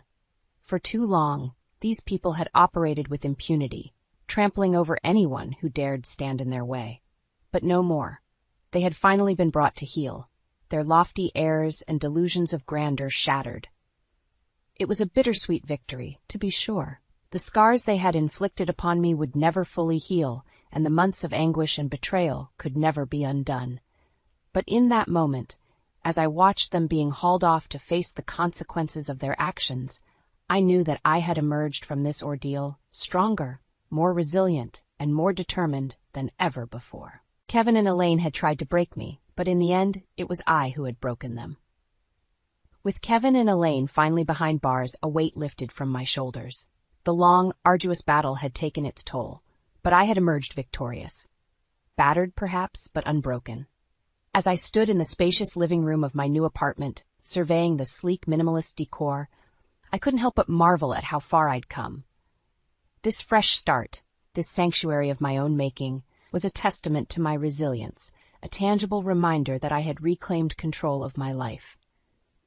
The road here had been paved with hardship and heartache, but also with the unwavering support of those who truly mattered. Megan, my rock through it all, had been by my side every step of the way, offering her steadfast friendship and sage advice whenever the doubts crept in. And then there was Scarlett, my cousin, whose generosity had made this new beginning possible. When she'd heard of my plight, she hadn't hesitated to offer me the keys to this stunning high-rise apartment, a sanctuary far removed from the toxic memories of my former life. "Consider it a fresh start," she had insisted, her eyes shining with a mixture of pride and concern. "You've been through hell, Jenna. It's time you had a place of your own, a place where you can heal and rebuild." As I unpacked the final box, carefully arranging my cherished mementos on the sleek shelves, I couldn't help but reflect on the long, winding path that had brought me here. The betrayal, the anguish, the all-consuming fury, it had all been worth it, if only to arrive at this moment of hard-won peace. Of course, not everyone had been so fortunate. Kevin and Elaine, those architects of my suffering, were now behind bars, their grand delusions of wealth and status reduced to a distant memory. From what I'd heard through the grapevine, their fall from grace had been steep and unforgiving. Kevin, once the smooth-talking corporate climber, had been reduced to a hollow shell of a man, his bravado evaporating in the harsh reality of prison life. Elaine, too, had found herself adrift, her once formidable social standing decimated by the revelations of her misdeeds. A small, petty part of me relished in their misery, reveled in the knowledge that they were finally getting a taste of the pain and humiliation they had so callously inflicted upon me and others. But as the days turned into weeks, that vindictive urge faded, replaced by a sense of weary acceptance. They had been the masters of their own undoing, their greed and hubris ultimately proving to be their downfall. As for me, I had emerged from the crucible tempered and anew, ready to forge a life truly worth living. The housewarming party that Megan had insisted on throwing was a testament to just how far I'd come. As I surveyed the gathered crowd of friends, old and new, I was struck by the outpouring of love and support. "To Jenna," Megan declared, raising her glass in a toast, "the strongest, most resilient woman I know. You've been through hell and back, but you never gave up. You never let the bastards grind you down." A chorus of cheers and laughter erupted, buoying my spirits and filling me with a warmth I hadn't felt in years. These people, these wonderful, caring individuals, were my true family, the ones who had stood by me when the chips were down, who had believed in me even when I had doubted myself. As the night wore on and the laughter and conversation flowed, I found myself reflecting on the long, winding journey that had brought me to this moment. The pain, the heartache, the soul-crushing betrayal, it had all been a crucible, a trial by fire that had forged me into the woman I was today. And as I looked around at the smiling faces of my friends, my chosen family, I knew that no matter what challenges lay ahead, I would face them head-on, unbowed and unbroken. For I was Jenna Taylor, survivor and warrior, and my story was just beginning.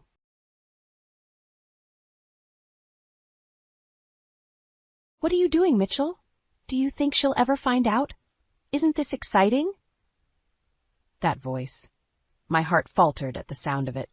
I had come home early, feeling uneasy for reasons I couldn't explain.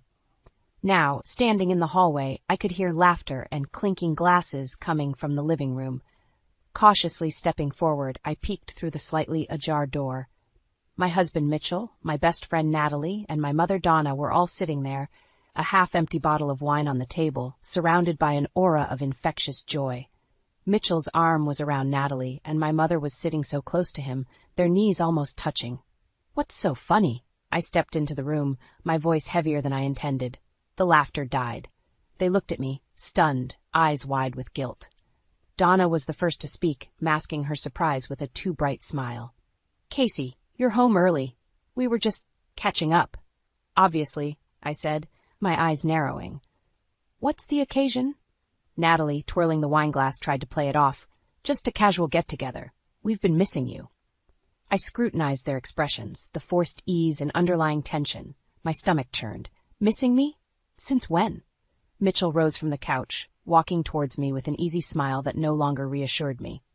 "Hey, babe, you okay? You look pale."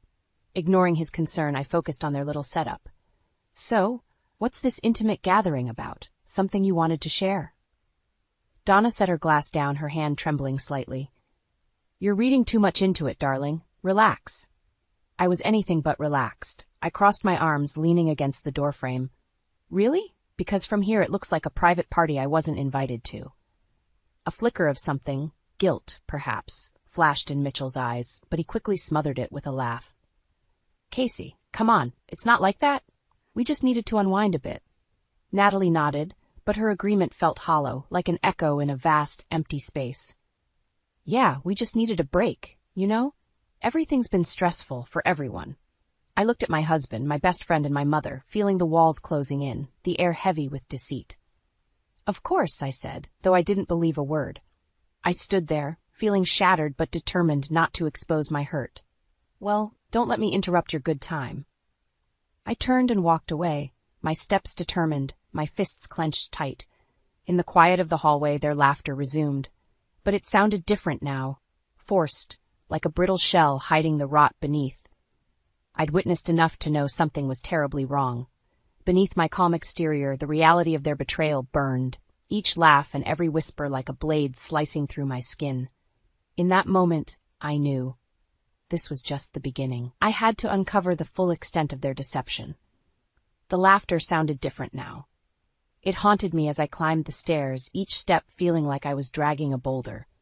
I pushed open the door to my bedroom and collapsed onto the bed, staring at the ceiling, trying to piece together the fragments of my unraveling life. A flood of memories hit me. Growing up, it was just Mom and me. We were so close. Even now, her betrayal stung like a fresh wound. I remembered how she would hold my hand, telling me everything would be okay when things were tough. All lies now. Pushing the painful thoughts aside, I focused on my career. It had always been my escape, the one place where I felt in control. I'd worked hard for years, climbing the corporate ladder. All the late nights, the missed family dinners. Mitchell had supported me through it all. Or so I thought. Now it seemed like it had given him time to form his twisted trinity. A faint knock on the door pulled me back to reality. "Casey, can we talk?" Mitchell's voice was on the other side. I clenched my teeth, forcing myself to stay calm. I opened the door. "What do you want?" He looked uncomfortable, scratching the back of his neck. "I noticed you weren't yourself downstairs. Are you okay?" "I don't know, Mitchell. You tell me." My voice was cold, distant. He stepped closer, reaching out, but I stepped back. "Casey, please, you're overreacting. Nothing's going on." "Overreacting?" The word bounced around in my head. "Is that how you see it? Just friends hanging out, right?" He sighed, frustration creeping into his tone. "Yes, that's all it is. You're making this bigger than it needs to be." I laughed, a bitter sound. Bigger than it needs to be? My husband, my best friend, and my mother hiding things from me. Yeah, I must be crazy. Before he could respond, my phone buzzed. It was a message from Natalie. "Hey, can we talk? I think there's been a misunderstanding." A misunderstanding. They really thought they could brush this under the rug. Mitchell was watching, sensing the shift in my mood. "Natalie wants to talk. I guess it's time for a group therapy session, huh?" His face paled. "Casey, don't do this." Ignoring him, I walked past, heading back to the living room. Donna and Natalie looked up as I entered, sensing the storm approaching. "Natalie, you wanted to talk. Let's clear this up right now." Natalie stood hesitant. "Casey, we're just friends. You came in at the wrong time." Donna nodded, her eyes pleading. "Darling, please, it's not what you think." I took a deep breath, gathering every ounce of strength. "Enough. I'm not blind. I hear things. I see things. How long will you keep lying to my face?" The silence that followed was heavy, filled with unspoken truths. The tight thread holding my life together was unraveling fast. One thing was clear. This wasn't just a misunderstanding. This was the beginning of a battle, and I wasn't backing down. The air in the living room was stifling. I felt everyone's eyes on me, searching for a crack in my resolve, but I stood firm. "Natalie," I said, my voice cold and steady, "if it's all innocent, why don't you explain the odd messages, the secret meetings?" Natalie shifted uncomfortably, her eyes darting toward Mitchell and Donna. "Casey, it's not a big deal. We've just been close lately, that's all." "Close?" I spat the word back at her. "How close exactly?" Her silence was damning. Mitchell stepped in, his tone a mix of annoyance and desperation. "You're being paranoid. There's nothing going on. We're friends, that's it." I shook my head, anger bubbling over. Friends don't hide things. Friends don't act like this behind someone's back. Donna tried to soften the blow, reaching out to me. "Honey, you're working so hard. We just wanted to make sure you had support, people to lean on." My mother's attempt at justification pushed me over the edge. "Support? By excluding and lying to me? That's how you support me?" Thus, I could see Mitchell's patience wearing thin. "We didn't want to bother you with every little thing, Casey. You're always busy." "Busy? Right," I said, nodding, letting the word hang in the air. "So busy that I missed the signs, the little things that didn't add up." Mitchell's frustration spilled out. "This isn't what you think it is. Why can't you just accept that we were trying to make things easier for you?" "Easier?" I laughed bitterly. "By making me feel like an outsider in my own life?" Natalie, her voice shaky, tried to interject. "Casey, please, we never meant to hurt you." "Never meant to hurt me? Then why does it feel like you've stabbed me in the back?" I could barely control the tremor in my voice. "I gave my life to this family. I trusted you all." Donna's eyes filled with tears, but I had no sympathy left. "All right, you've made your point," she said quietly, "but let's not blow this out of proportion." "Out of proportion?" I let out a breath of pure disbelief. "You've been hiding something huge from me, and you want to downplay it?" Hannah's small voice drifted from the hallway. "Mommy, what's going on?" I turned to see my daughter, her innocent eyes wide with worry. My heart ached, but I forced a smile. "Nothing, sweetie. Just grown-up talk." As Hannah shuffled back to her room, I looked at the three of them, a husband, a best friend, and a mother who had conspired to keep me in the dark. "I'm done with this conversation," I declared, my voice firm. "You think I'm overreacting? Fine, but I'm not done digging." With that, I left the room, the bitter taste of betrayal thick in my mouth. Whatever was going on, I was going to find out, and there would be a reckoning. The tension in the house thickened each day. I couldn't look at Mitchell, Natalie, or Donna without feeling a surge of anger. Hannah noticed my distraction but was too young to understand. Meanwhile, the odd behaviors were piling up, one by one, painting an increasingly sinister picture. It started with the phone calls. Whenever I walked into the room, Donna would end her conversation abruptly. "Just catching up with an old friend," she'd say, smiling too brightly. Then there were the glances between Mitchell and Natalie. They exchanged looks that felt like silent agreements, words left unspoken, connected by something I wasn't part of.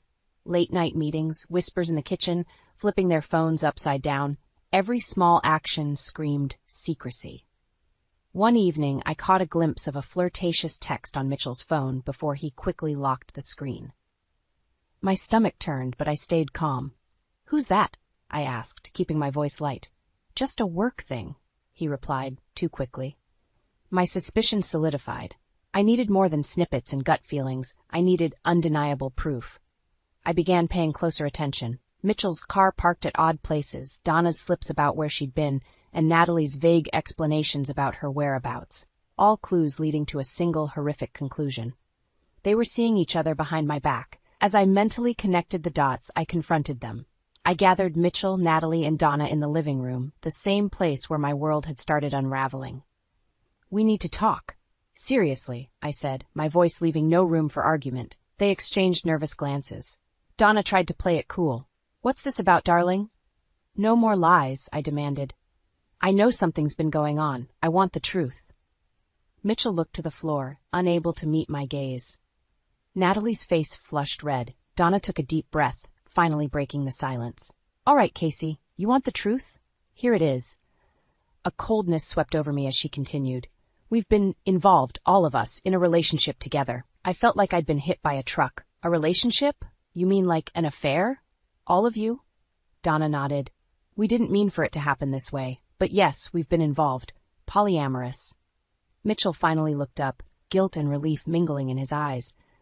"I'm sorry, Casey. We didn't know how to tell you. We didn't want to hurt you." Natalie added quickly, "We didn't choose this to hurt you, Casey. It just happened." I stared at them, the reality of their betrayal sinking in. "Hurt me? You think saying that in such a calm tone makes it any less painful?" The facade of my normal life shattered. I felt anger, betrayal, and shock battling within me, but beneath it all, a fierce determination rose. I looked each of them in the eye, a final resolve hardening in my voice. "This is not over. You will regret every bit of this." Their expressions twisted in a mix of fear and uncertainty. They should be scared. I turned and left, my mind racing with plans. My revenge was just beginning. Silence engulfed the room after I walked out. The raw mix of emotions inside me was hard to contain, but I knew I had to stay focused. After a while, I went to Hannah's room and quietly sat by her bed, watching her sleep, her breath even and calm, a soothing contrast to the storm I faced. The next morning, I called my sister Erin. "Can I come over?" "It's urgent," I said, trying to keep my voice steady. "Of course, Casey. What's going on?" she asked, concern coloring her tone. "It's complicated. I'll explain when I get there." I hung up, packed a small bag, and gently woke Hannah. "We're going on a little trip to Aunt Erin's, okay?" Hannah's eyes lit up. "Yay! Can we have pancakes for breakfast there?" I forced a smile. "Absolutely." Leaving Mitchell, Donna, and Natalie behind felt like shedding a skin. I drove with a clear purpose, needing the support Erin always provided. When I arrived at Erin's place, she greeted me with a warm hug, instantly knowing something was really wrong. "What happened?" she asked gently as we settled on her couch. "They've been involved. Mitchell, Natalie, and Mom. Behind my back," I managed to say, feeling the sting as fresh as when I discovered the truth. Erin's eyes widened in shock. "What? How could they? I can't believe this." Anger flashed across her face. "You don't deserve this, Casey. I need your help." "I have to protect Hannah and figure out my next steps," I said, my voice steadying with resolve. Erin nodded immediately. "You know I'm with you. Whatever you need." Our first move was to meet with a lawyer. I planned to pursue legal separation from Mitchell and ensure Hannah's custody arrangements protected her from the toxicity. Erin stayed with Hannah to keep things normal for her while I focused on dismantling the life that had become a lie. Later, when I went to pick up Hannah, I faced Mitchell, His eyes were filled with a mix of regret and helplessness. "Casey, can we talk, please?" I looked at him, my voice icy. "There's nothing left to talk about, Mitchell. I've contacted a lawyer. This is over." He looked down, defeated. "I never wanted to hurt you." "Well, you did, and now there are consequences," I replied, turning away to leave. Back at Aaron's, my father Robert stopped by. Aaron must have told him something, judging by the stern look on his face. "Casey, what's going on?" he asked. The kitchen felt smaller with their expressions bearing down on me. "Mitchell, Natalie, and Mom, they've been in some twisted relationship behind my back." "Donna too?" Robert asked, his voice a mix of shock and disappointment. "I knew she could be selfish, but well, she did it. And now I'm going to make sure they realize just how big a mistake it was," I said firmly. Robert reached out, placing a supportive hand on my shoulder. "You will get through this, Casey. We will help you." Looking at Robert and Aaron's determined faces, I felt a surge of strength. I wasn't alone in this.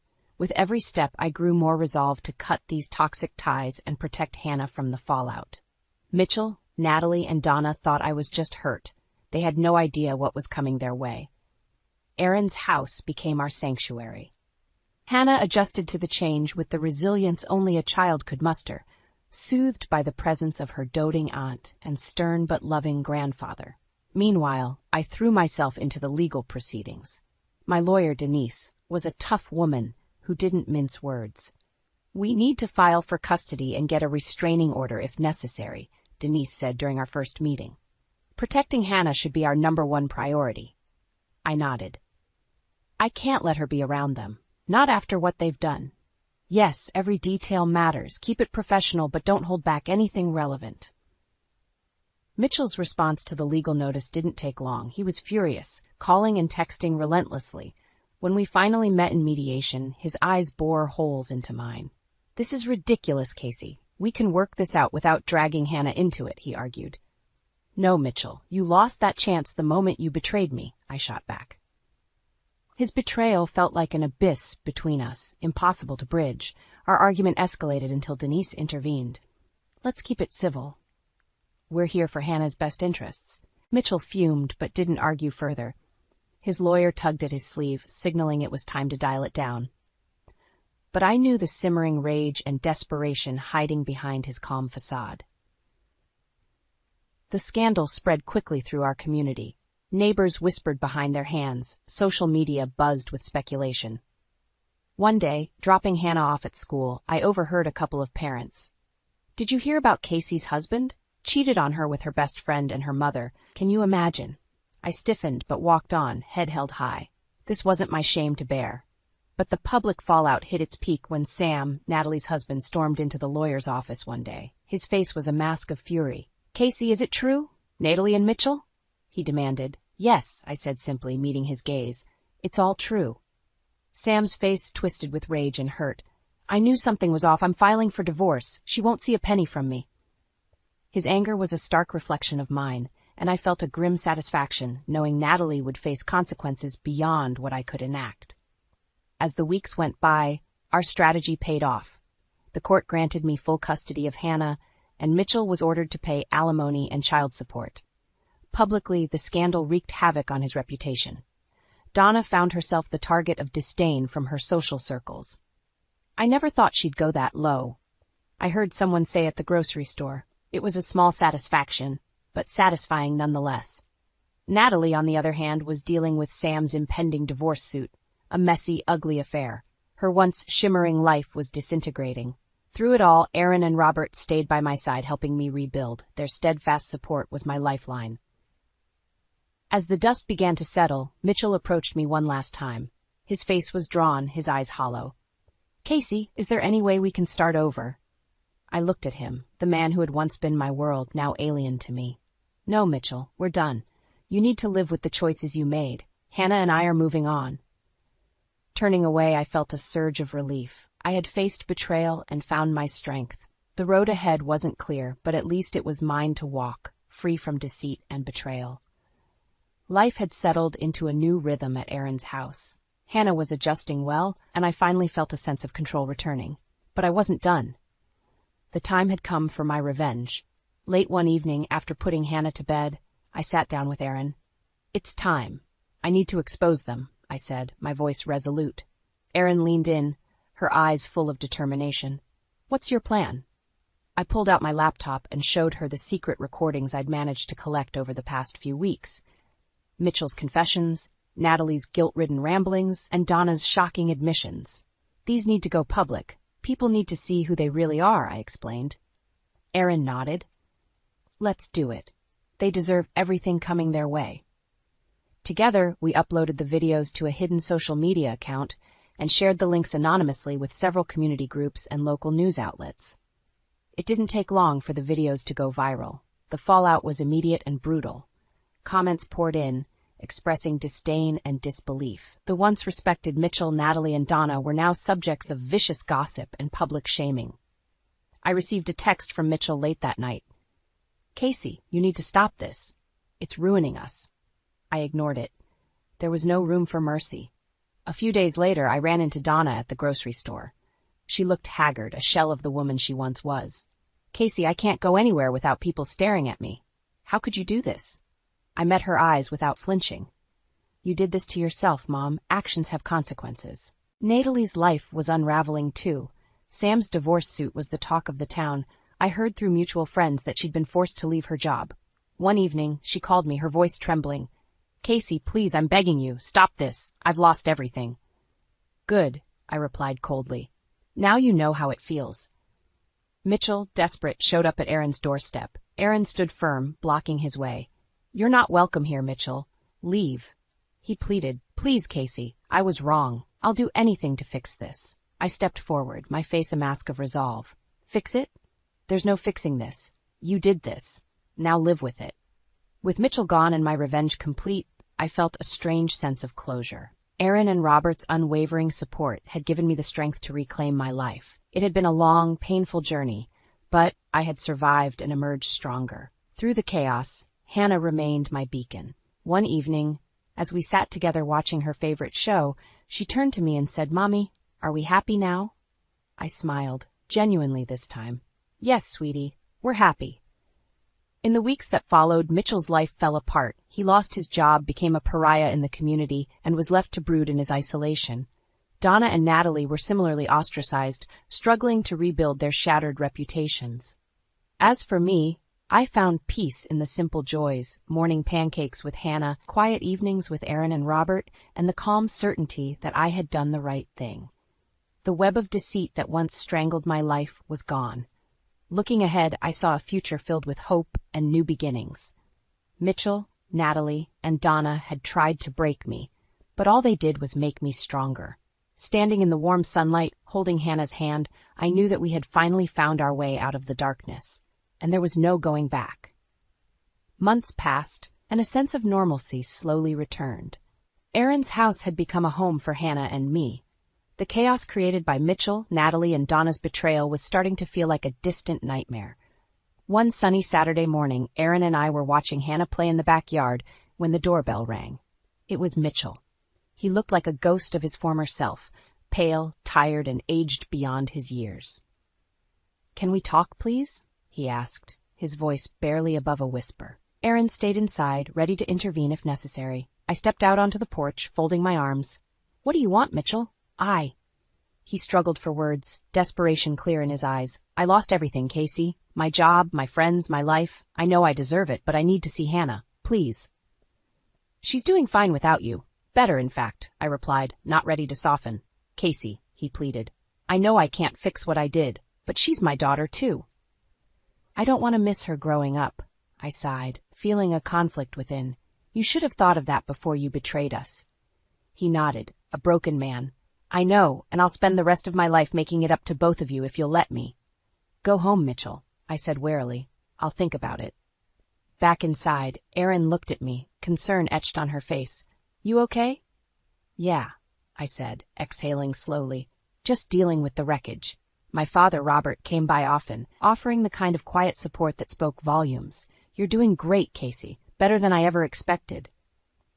Thanks, Dad, I said, appreciating his steady presence. His wisdom anchored me, reminding me of the simple truths that kept me grounded.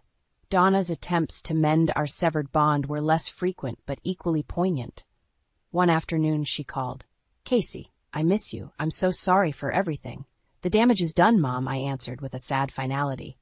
"It's going to take more than an apology to fix this." Over time, the sharp edges of betrayal dulled, replaced by a new focus, Hannah's future. We settled into a comfortable routine, life's small joys reminding me what mattered most. I threw myself into my work, finding new goals and achievements to pursue. One evening, as I tucked Hannah into bed, she looked up at me with bright eyes filled with trust. "Will Daddy ever come home?" I brushed a strand of hair from her face. "Maybe someday, sweetie, but remember, you're surrounded by people who love you. That's what matters." In the following months, Mitchell tried to rebuild his shattered life. The floor of rock bottom taught him humility he'd never known. Natalie and Donna, too, faced their own lonely paths, ostracized by friends and community. I received updates through the grapevine but kept my distance. Their struggles were theirs to bear, consequences of their choices.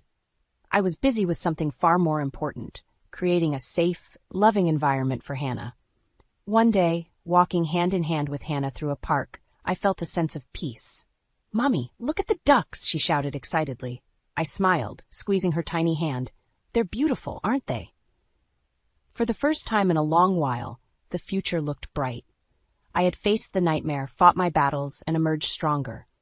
The chains of betrayal had been broken, replaced by new hopes and dreams. Standing there, watching Hannah laugh and play, I knew we were going to be all right.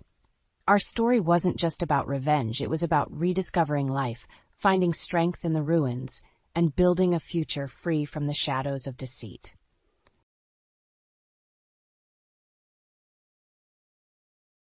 The sound of the doorbell echoed through the house, and I hurried to answer it, eager to see my son Caleb and his wife Alyssa. As I opened the door, a broad smile spread across my face, but it quickly faded when I saw the cold, hard expression on Alyssa's face. "Martha, do you really think you can just waltz into our lives like this? You're delusional if you think you're welcome here," she spat, her voice dripping with venom. I recoiled, taken aback by the sheer hostility in her words. Disbelief and anger swelled within me. How could my own son's wife speak so disrespectfully? This wasn't the sweet, caring Alyssa I had known when they first got married. Caleb stepped forward, his brow furrowed in confusion. "Alyssa, what's going on? Why are you talking to my mother like that?" Alyssa shot him a withering glare. "Don't you see, Caleb? She's trying to worm her way back into our lives, just like she always does. We don't need her meddling." I opened my mouth to protest, but Caleb held up a hand, silencing me. "Mom, I'm sorry, but maybe it's best if you go home for now. We'll talk about this later." His voice was strained, caught between his allegiance to his wife and his love for his mother. Tears pricked my eyes as I nodded wordlessly and stepped back, closing the door on their retreating figures. As I leaned against the solid oak, my heart heavy, I couldn't help but wonder what had happened to the gentle, loving daughter-in-law I had once known. The next few weeks were a whirlwind of tension and hostility. Whenever I tried to offer a helping hand around the house, Alyssa would rebuff me with cruel remarks or outright insults. It was as if she were determined to make me feel unwelcome in my own son's home. One evening, Alyssa hosted a family dinner, and I naively thought it might be an opportunity to mend fences. But as soon as the meal began, she launched into a tirade, accusing me of spoiling the food and making a mess in the kitchen. "Honestly, Martha, can't you do anything right?" she sneered, her eyes flashing with malice. "Maybe it's time you stopped trying to be so involved in our lives." I sat there stunned into silence as Caleb shifted uncomfortably in his seat, unable or unwilling to confront his wife's behavior. The rest of the evening passed in a blur of awkward silences and forced small talk, and by the time Frank and I left, I felt utterly defeated. As the weeks turned into months, Alyssa's hostility only grew more pronounced. She would make snide comments about my cooking, criticize my appearance, and even go so far as to insult my intelligence in front of others. All the while, Caleb remained oblivious, either too wrapped up in his work or too afraid of confronting his wife to notice the rift that was tearing our family apart. As the weeks passed, Alyssa's hostility towards me only intensified. What had once been a warm, welcoming home felt more like a battleground, with every domestic chore becoming a source of conflict. One afternoon, I offered to help Alyssa with the laundry. thinking it might be a small gesture of goodwill. But as soon as I stepped into the laundry room, she rounded on me, her eyes narrowed with contempt. "What do you think you're doing?" she snapped, snatching the basket of clothes from my hands. "I don't need your help. You'll just mess everything up like you always do." I tried to protest, to explain that I was simply trying to lend a hand, but she cut me off with a sharp wave of her hand. "Save it, Martha. I know what you're up to. You're trying to make me look bad in front of Caleb, like I can't handle the simplest of tasks. Well, it's not going to work. Just stay out of my way." With that, she turned on her heel and stormed out of the room, leaving me standing there, stunned and hurt by the venom in her words. It wasn't just the household chores that became a battleground either. Alyssa seemed determined to make every family gathering a living hell for me. At one particularly tense dinner, she went out of her way to criticize every dish I had prepared, even going so far as to accuse me of using expired ingredients. "Honestly, Martha, is it so hard to follow a simple recipe?" she sneered, pushing her plate away with a look of disgust. "No wonder Caleb and I rarely come over for dinner. Who knows what kind of food poisoning we might get?" I felt my face flush with embarrassment as the rest of the family shifted uncomfortably in their seats. Caleb, as usual, said nothing, his gaze fixed resolutely on his plate.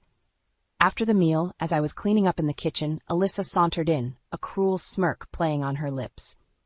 "You know, Martha, maybe it's time you accepted that you're just not cut out for this whole mother-in-law thing," she said, her voice dripping with condescension. "You're always getting in the way, trying to insert yourself where you're not wanted. It's pathetic, really."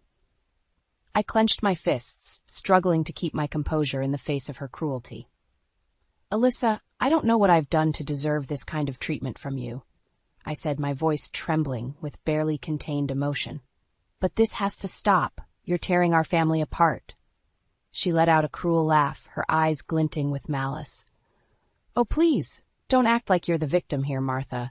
You're the one who's always meddling, always trying to undermine me.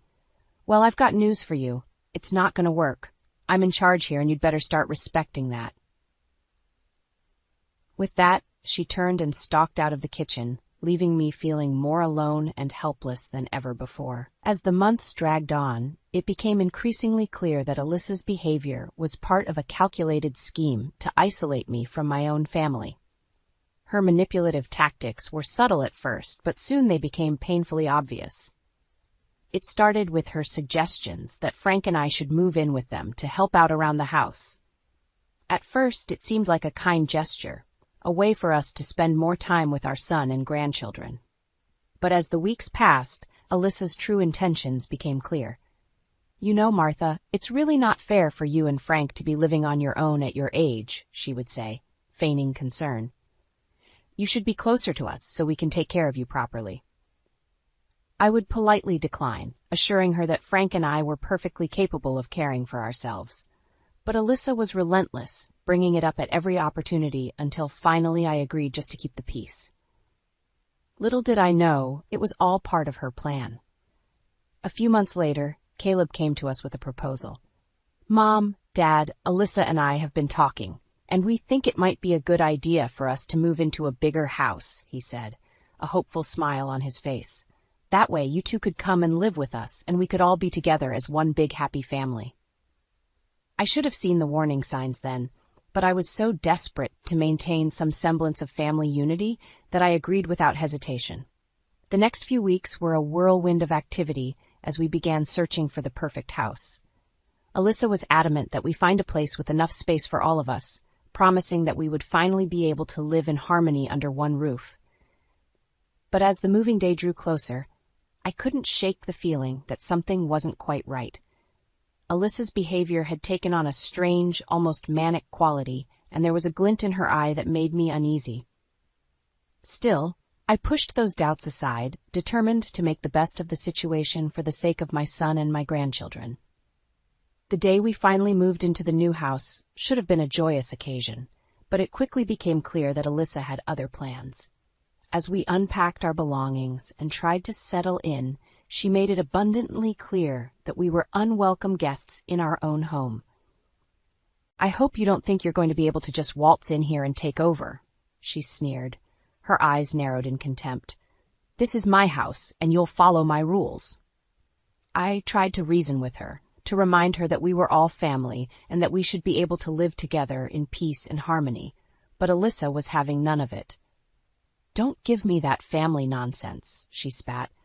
"You're nothing but a burden, and I'm not going to let you ruin my life anymore." As I stood there, stunned and hurt by her cruelty, Caleb simply looked on, his expression blank and impassive. It was as if he had been completely blind to his wife's true nature all along.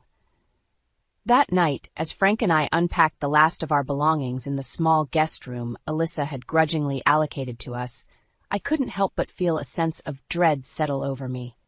This was supposed to be a fresh start for our family, but instead it felt like the beginning of the end. The housewarming party was supposed to be a celebration of our new life together as a family.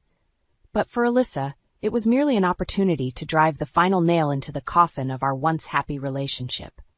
As guests began to arrive, bearing gifts and well wishes, Alyssa made it a point to greet each and every one of them with a warm smile and a friendly embrace. But when it came to Frank and me, she treated us like unwanted strangers, barely acknowledging our presence. "Alyssa, shouldn't we go and greet Martha and Frank?" Caleb asked at one point, a hint of confusion in his voice. Alyssa fixed him with a withering glare. "Why bother?" she snapped. "They're not the ones hosting this party. They're just guests." The way she spat out that last word as if it left a bitter taste in her mouth sent a chill down my spine. It was clear that in her eyes Frank and I were nothing more than intruders in our own family. As the party wore on, Alyssa's behavior only grew more outrageous. She would intentionally exclude us from conversations or make snide remarks about our living situation whenever we tried to join in. "Oh, Martha, you're still here?" she would say, feigning surprise. "I thought you and Frank would have gone back to your room by now. Wouldn't want to overstay your welcome, would we?" Each time, I would feel my cheeks burn with humiliation, while Caleb simply stood by, doing nothing to defend us. But the final straw came when it was time to cut the cake. Alyssa had gone all out, ordering an elaborate, multi-tiered confection that must have cost a small fortune.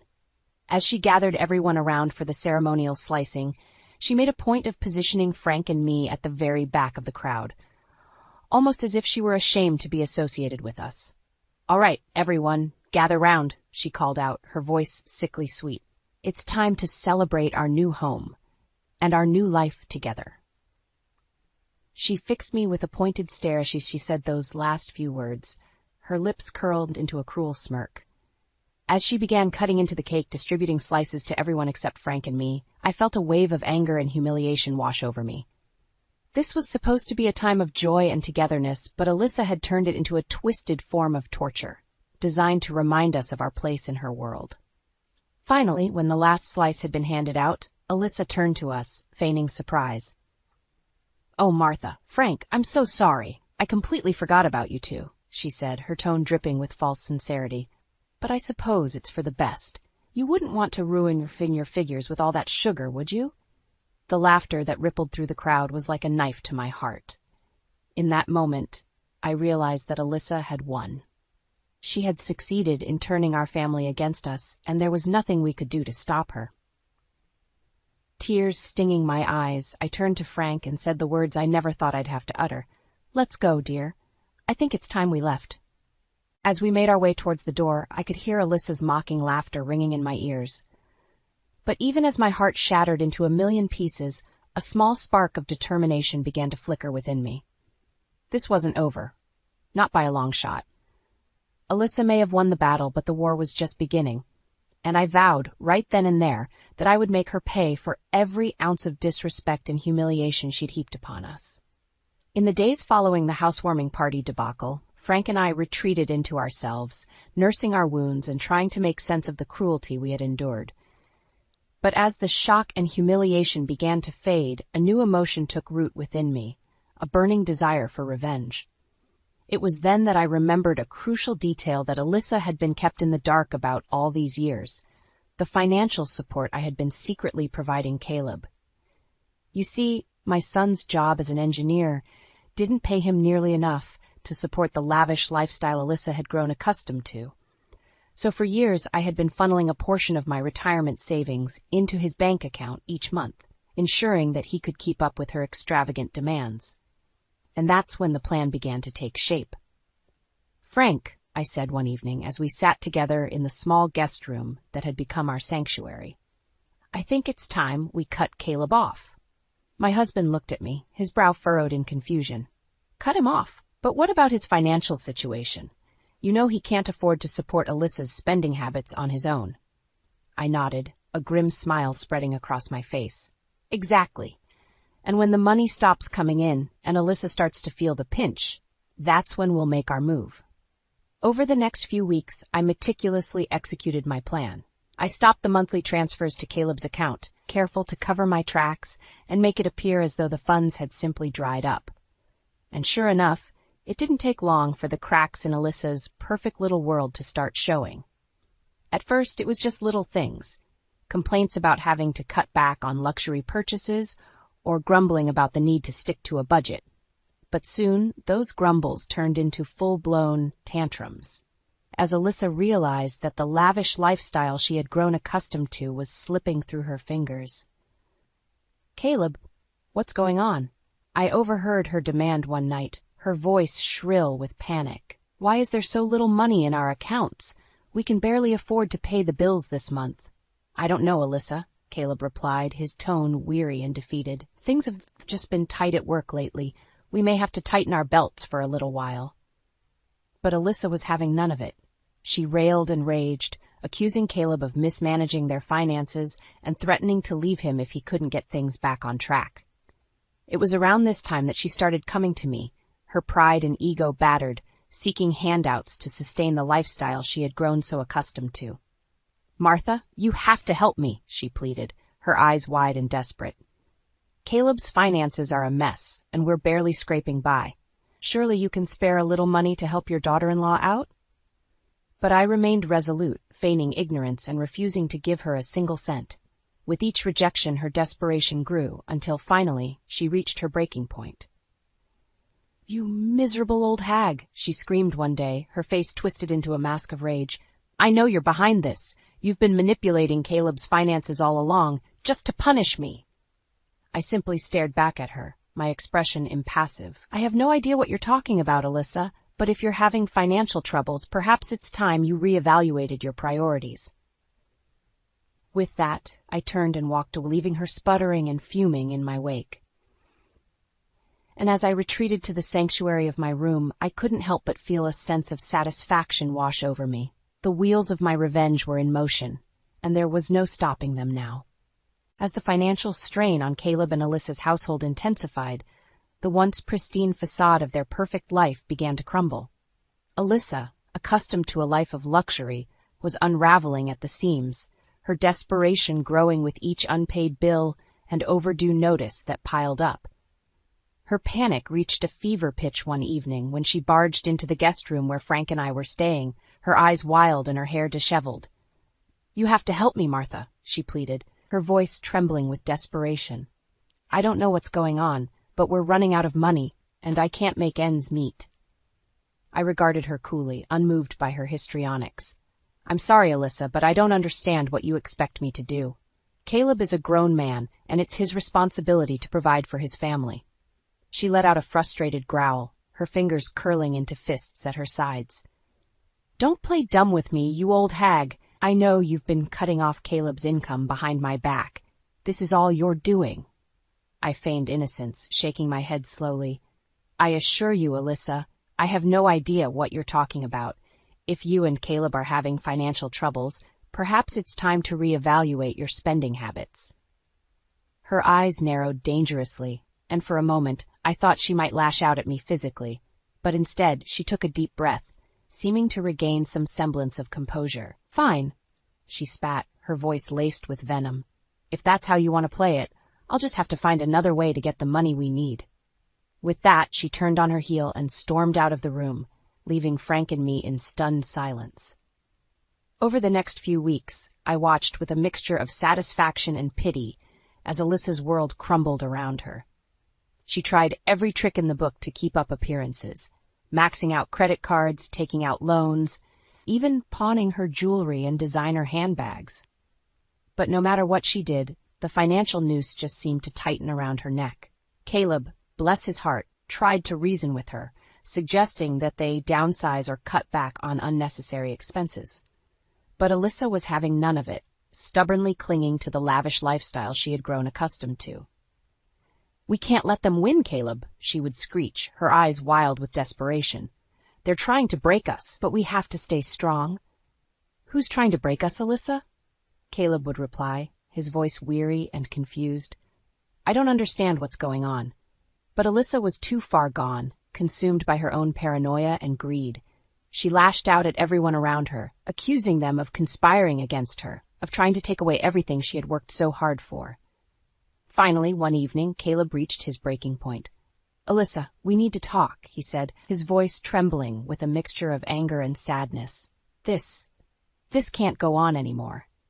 She turned to him, her eyes narrowed with suspicion. "What are you talking about?" "I'm talking about your spending," he replied, his voice growing stronger with each word. "Your obsession with money and material things. It's tearing our family apart, and I can't live like this anymore." Alyssa's face contorted with rage, and she let out a bitter laugh. "Oh, I see what's going on here. Your precious mommy has finally gotten to you, hasn't she? She's been poisoning your mind against me all along." But Caleb shook his head, his expression resolute. "No, Alyssa, this isn't about my mother. This is about you and the way you've been treating everyone around you. It's toxic, and it has to stop." I watched from the shadows as the argument escalated, my heart pounding with a mixture of vindication and sorrow. This was the moment I had been waiting for. The moment when Alyssa's house of cards finally came crashing down around her. And as Caleb uttered those fateful words, "I want a divorce," I couldn't help but feel a sense of twisted satisfaction. The revenge I had so carefully plotted was finally coming to fruition, and Alyssa was getting exactly what she deserved. The divorce proceedings between Caleb and Alyssa were nothing short of a spectacle, a bitter and ugly battle that laid bare the true depths of her manipulative nature. At first, Alyssa tried to play the victim, painting herself as the innocent party who had been wronged by her husband and his meddling mother. She wept crocodile tears and spun tales of emotional abuse, trying to sway the mediator to her side.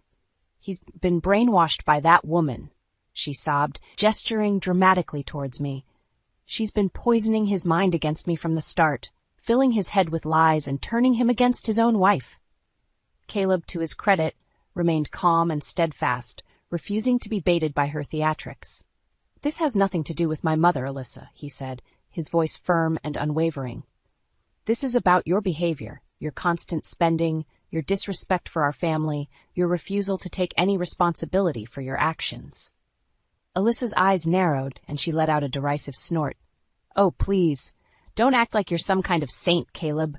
We both know you've been struggling to keep up with my spending habits for years. That's why you've been taking handouts from your mommy dearest, isn't it?" A hush fell over the room, and I could see Caleb's jaw tighten as he processed her words. Slowly, almost imperceptibly, he turned to look at me, a mixture of confusion and hurt swirling in his eyes. "Mom? Is that true?" For a moment I considered playing dumb, feigning ignorance as I had done so many times before, but something in Caleb's gaze stopped me, a silent plea for honesty, for the truth that had been kept from him for so long. So, with a heavy heart, I nodded.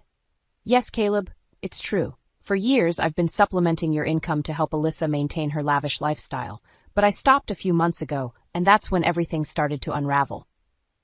Alyssa let out a triumphant cackle, her eyes dancing with vindication. "See? I told you she was behind this whole thing. She's been manipulating us from the start, trying to turn you against me." But Caleb shook his head, his expression one of weary resignation. "No, Alyssa, you're wrong. My mother may have made some questionable decisions, but she wasn't the one who brought us to this point.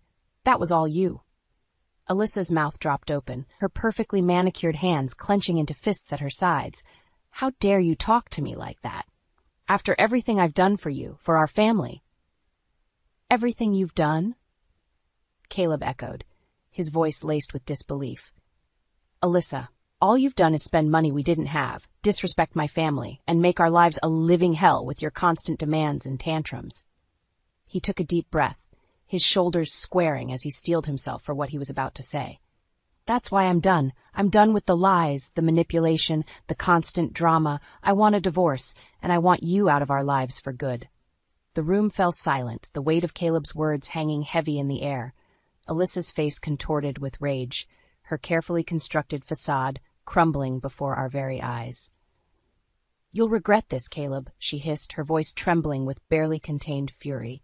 "You and that miserable old hag will both be sorry you ever crossed me." But as she stormed out of the room, her threats ringing hollow in our ears, I couldn't help but feel a sense of relief wash over me. The battle had been won, and Alyssa's reign of terror was finally at an end. In the weeks and months that followed, the divorce proceedings dragged on, with Alyssa fighting tooth and nail for every last penny she could squeeze out of Caleb. But in the end, her manipulations and lies caught up with her, and she was left with nothing. No money, no possessions, no family to fall back on. As for Caleb and me, our relationship slowly began to mend, the wounds of her betrayal gradually healing with time and open communication. It wasn't always easy, and there were moments when I feared the rift between us might never be bridged. But in the end, the bond between a mother and her son proved stronger than any obstacle Alyssa could throw our way. And as we rebuilt our lives, free from her toxic influence, I couldn't help but feel a sense of gratitude, not just for the justice that had been served, but for the chance to start anew, to build something better and more lasting than anything Alyssa had ever tried to destroy. In the aftermath of Caleb's divorce from Alyssa, a strange sense of calm settled over our lives. It was as if a dark cloud had finally lifted, allowing the warmth of a new beginning to shine through. For Caleb, the transition was not an easy one. He had spent years under Alyssa's toxic influence, and the scars of her manipulation ran deep. But with time and support from Frank and me, he slowly began to rediscover the person he had been before her, kind, hardworking, and devoted to his family. I'll never forget the day he came to me, his eyes filled with a mix of shame and resolve, and uttered the words I had been longing to hear. "Mom, I'm so sorry," he said, his voice thick with emotion. "I should have seen what Alyssa was doing sooner. I should have stood up for you and Dad, instead of letting her treat you both so terribly." I reached out and took his hand, giving it a gentle squeeze. "Caleb, you have nothing to apologize for. We're just grateful that you were able to break free from her hold before it was too late." He nodded, a small smile tugging at the corners of his mouth. "That's all thanks to you, Mom. If you hadn't been so determined, so unwavering in your love for us, who knows where we'd be right now." In that moment, I felt a swell of pride and gratitude that went beyond words. To know that my actions, as difficult and painful as they had been, had ultimately saved my son from a life of misery and turmoil, it was the greatest reward I could have ever hoped for. As the weeks turned into months, Caleb threw himself into his work, finding solace in the familiar routines and challenges of his engineering career. Gone were the days of lavish spending and empty materialism. Instead, he embraced a simpler, more grounded existence, one that allowed him to rediscover the joy in the little things.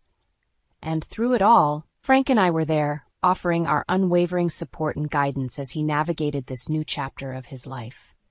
We shared meals together, went on family outings, and simply enjoyed the simple pleasure of being reunited as a family once more.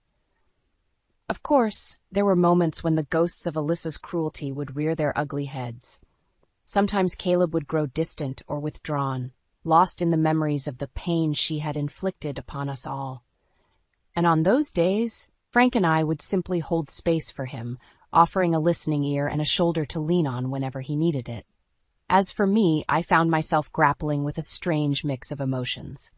Relief, of course, at having finally put an end to Alyssa's reign of terror, but also a lingering sense of guilt over the lengths I had gone to in order to achieve that victory. Had I gone too far? Had I allowed my own thirst for revenge to cloud my judgment, to lead me down a path that, while effective, was perhaps not entirely ethical? These were the questions that kept me up at night, weighing heavily on my conscience even as I tried to move forward and embrace the newfound peace that had been restored to our lives. But in the end, whenever I looked at Caleb, at the joy and contentment that had returned to his eyes, at the way he carried himself with a renewed sense of purpose and self-worth, I knew that I had made the right choice. Alyssa's cruelty had nearly torn our family apart, and I had simply done what was necessary to protect those I loved most. Was it messy? Absolutely. Was it always pretty or morally pristine? Certainly not. But at the end of the day, I had reclaimed my son from the clutches of a toxic, manipulative woman, and that was a victory worth any price. So as Frank and I settled into our new normal, basking in the warmth of our reunited family, I couldn't help but feel a sense of quiet satisfaction.